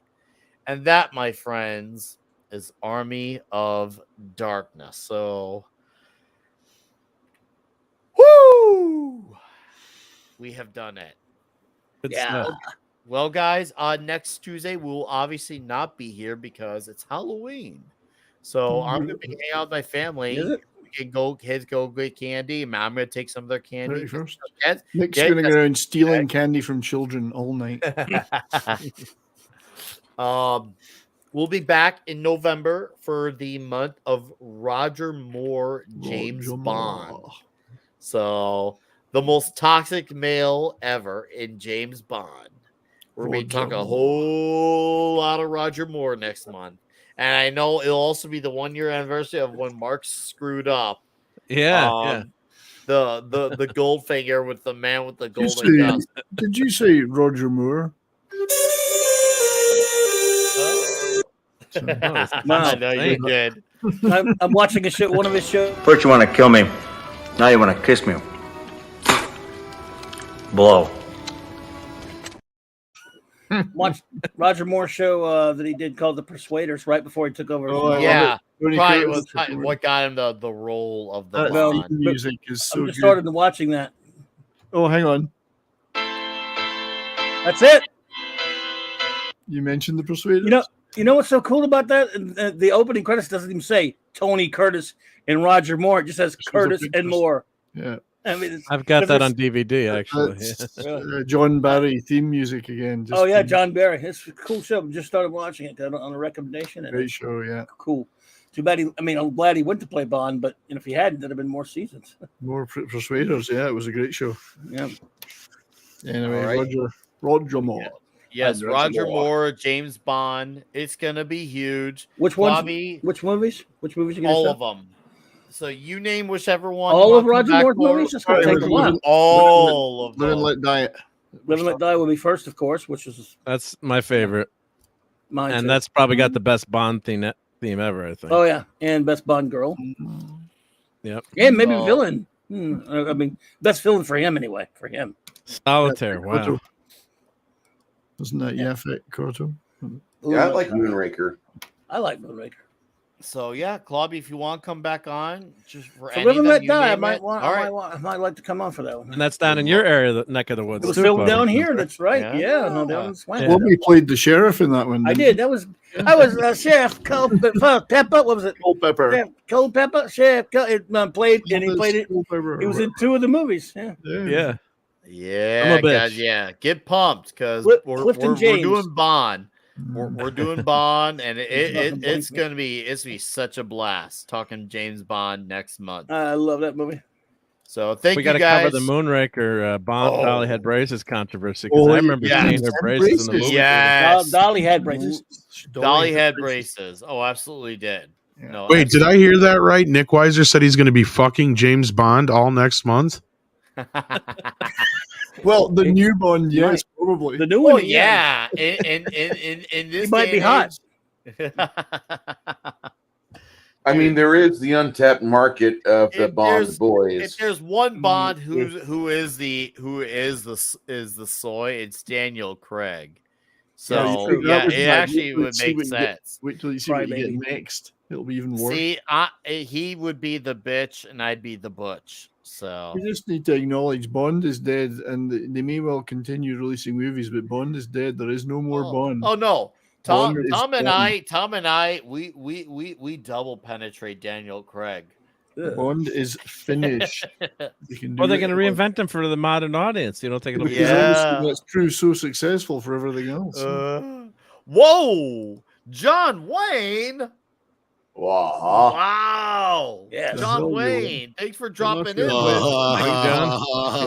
Off your Thanks, heart. Marion. Was looking forward to Thank this, you, but John just Wayne. passed out when I got home. I'll catch the replay tomorrow. By the way, Army of Darkness is 10 out of 10 toxicity and my favorite of the 3. Hail and good night, fellas. Thank Hey, you for reading nicely that, done, Bruce. bro. That was Well John done. Wayne would done. have said And BTW though, because he wouldn't have known. And it John was Wayne, meant. thank you for the 10. You should sir. do a I John do Wayne movie one of these appreciate days. Oh, yeah. that. Oh, dude, we're gonna do a John Wayne month. Sans Iwo John Jima. Wayne month. Sans of Iwo Jima. So, oh yes, no, we will. That's it. Real. If we do the searchers, they're going to give me No, 2 weeks We're to trying clip to do that. That's Genghis a long Khan. movie. That's the Real most toxic John Real Wayne Bravo. movie. Genghis Khan. Big Jake. Genghis All right, Khan. dudes. Genghis Khan. I mean, the Conqueror, right?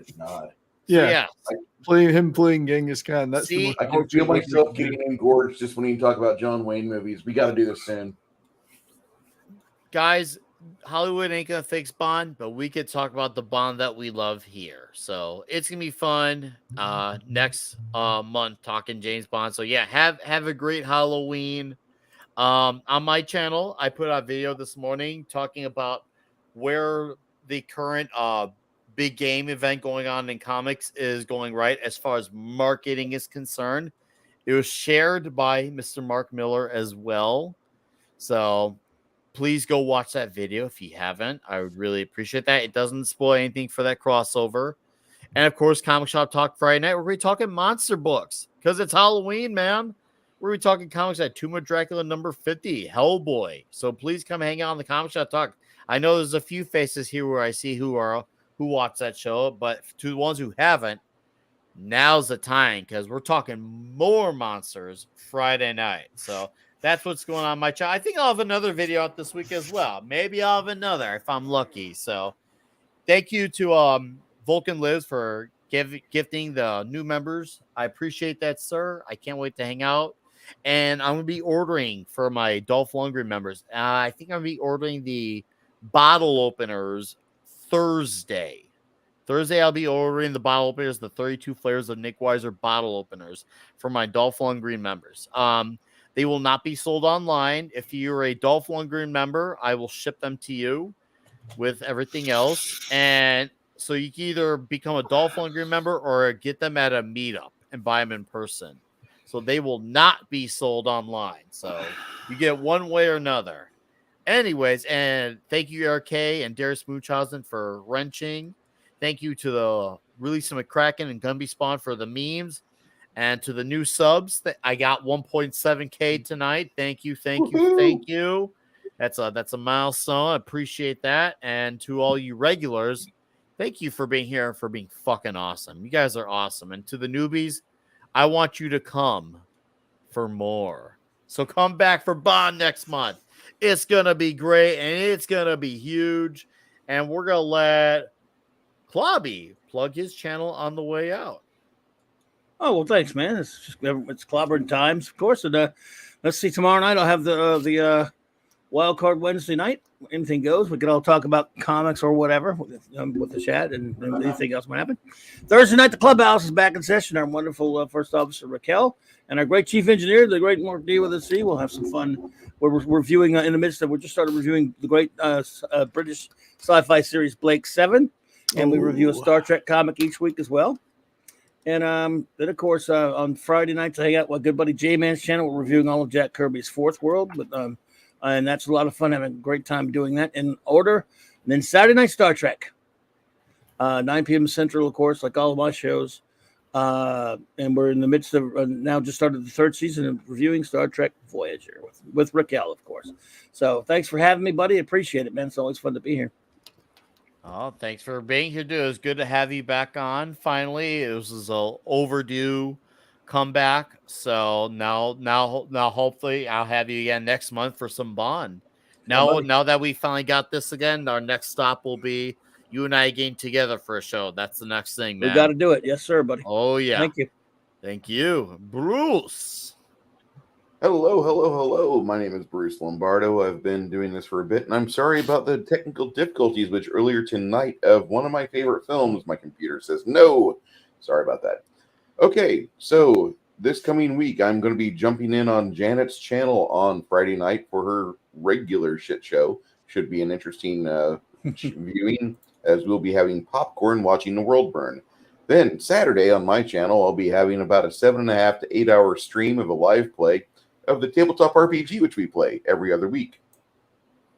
Then Sunday, I think I have a day off. I'll be in my Discord viewing movies, and if you want to watch a film called Fright Night from 1985, love it. Yeah, great movie. We'll be doing that at 7 o'clock that night. Tuesday, in absence of a toxic stream, I will be on after about 8:30 Central Standard Time, and I have found a copy of the fan fiction called The Things.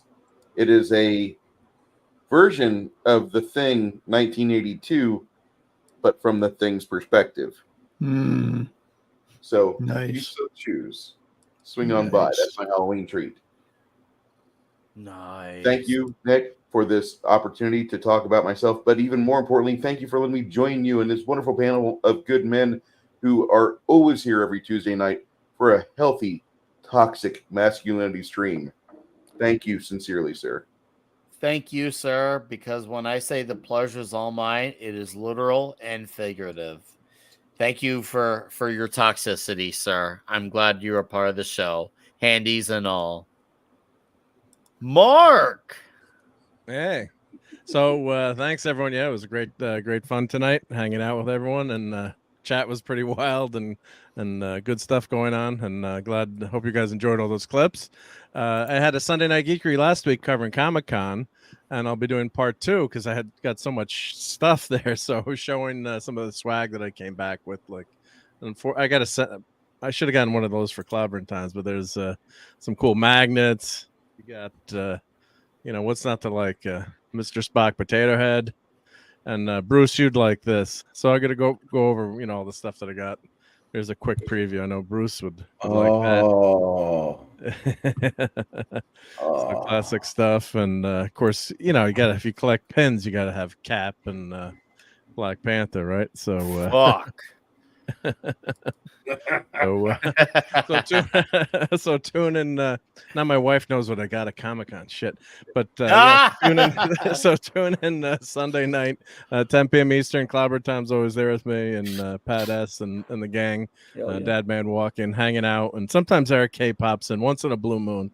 So maybe and he's always send me some cool food pictures. So Eric, if you ever you always have the open invite, Eric, and you too, Nick. I know you guys are Sunday nights are tough. I owe you a visit again, man. Yeah, I whenever. owe you a visit. No, I'm gonna come. Just give me time, and I will shoot. All right. Yep, and 70s Bruce. Anyone here? Open invite, obviously, but it's a fun. For sure, I know Sundays are all these guys got an open invite to come. Wow. Yeah. Oh, the doors are wide open, Nick. The doors are. Oh, look, I got David Tennant. Yeah, and of course, if you like, Knights of the Old Republic, I grabbed that too. Yeah, I gotta unbox those again. But so come hang out on Sunday night and talk more Comic-Con and pictures and slideshows and movies from the convention. So, but thanks everyone, and I'm over 900 subs now, so appreciate that. So thanks for everyone who subbed to the channel, much appreciated. Yep. All right, Mark. Thank you again, sir. You killed with the clips tonight. Very thankful, very grateful. You absolutely annihilated. Guys, go sub to Mark D with a C. He's gonna hit 1K. It's gonna be fucking messy.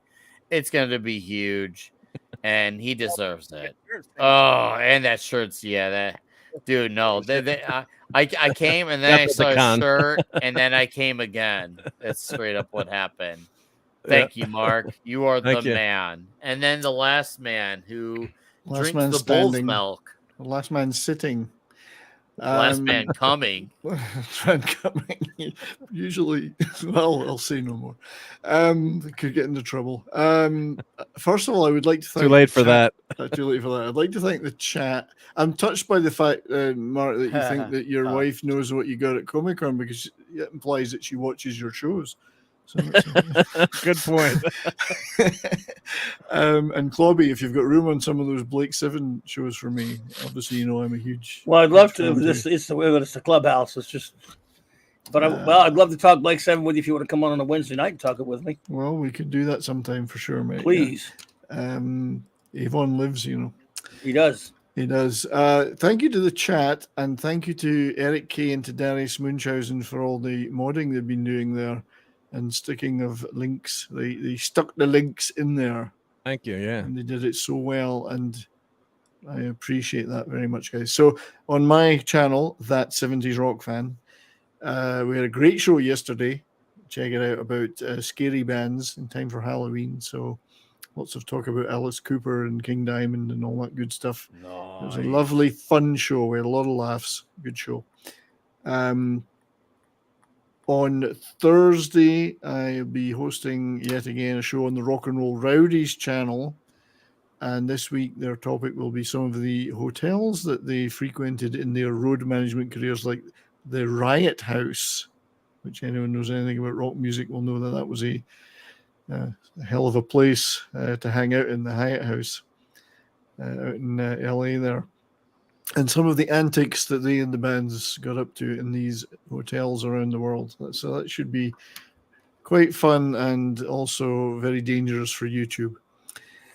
And I'll also be on shows like Midnight's Edge After Dark, Culture After Dark, and occasionally pop up on with Nick on the Comics Division streams. So, but next Monday or Saturday night, Bourbon and Boarding, me and Brahma. Check that out if you like hockey. And on Monday next week, I'll be doing on my channel a Cult Comedy Crew episode, but we're going to be talking about the Ruttles. So it's going to be music and comedy. The Prefab Four, legends in their own lunchtime. Fapper. Right. That's I love that movie. I've always thought in the back of my mind, cheese and onions. Do I have to spell it out? So we're going to be talking about the Ruttles, the origins of those guys, and some of the stuff that great stuff that they did. That could be a lot of fun too, and could be also dangerous for copyright. But we'll see what clips we can play and get away with. But yeah, Goose Step Mama, great song. So thank you, Nick, once again for an excellent show. I appreciate being part of it, man. Appreciate it very much. Well, hey, wait till we do Bond next month. We're into him. We're gonna do him. Well, you're right in my wheelhouse doing 70s Bond. Nah, dude, I can't wait. It's gonna be a fucking blast. You got to hear the stretch. That means Nick's gotta go to Seventh fucking inning bed. stretch. And congratulations to the Texas Rangers for making the World Series.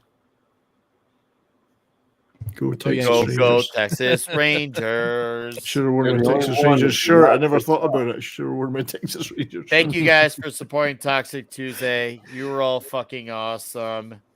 We're going to do our intro, outro. And, well, these guys are going to go do things. And I'm going to go pass out. Seriously, you guys are awesome. Thank you for supporting the show. Have a great Halloween. I'd like to show you something.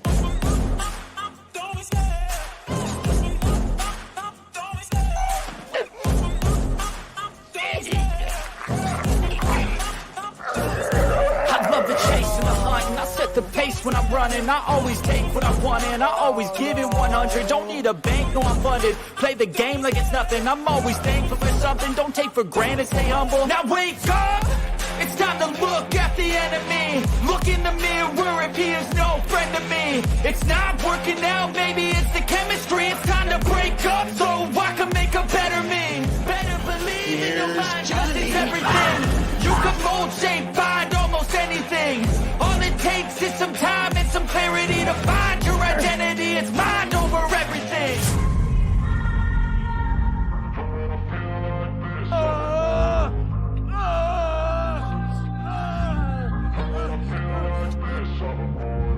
And when I feel like this, I'm immortal. When I feel like this, I'm immortal. When I feel like this, I'm immortal. When I feel like this, I'm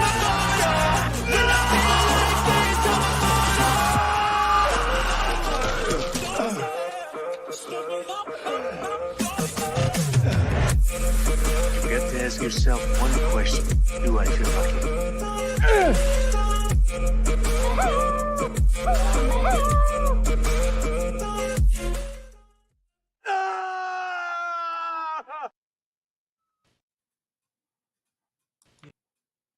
You're still here? It's over. Go home. Have a great night, everybody. Once again, thank you for supporting this channel. Thank you for supporting Toxic Tuesday. Thank you for your super chats. Thank you for being a member. And most importantly, thank you for your time and energy. Good night.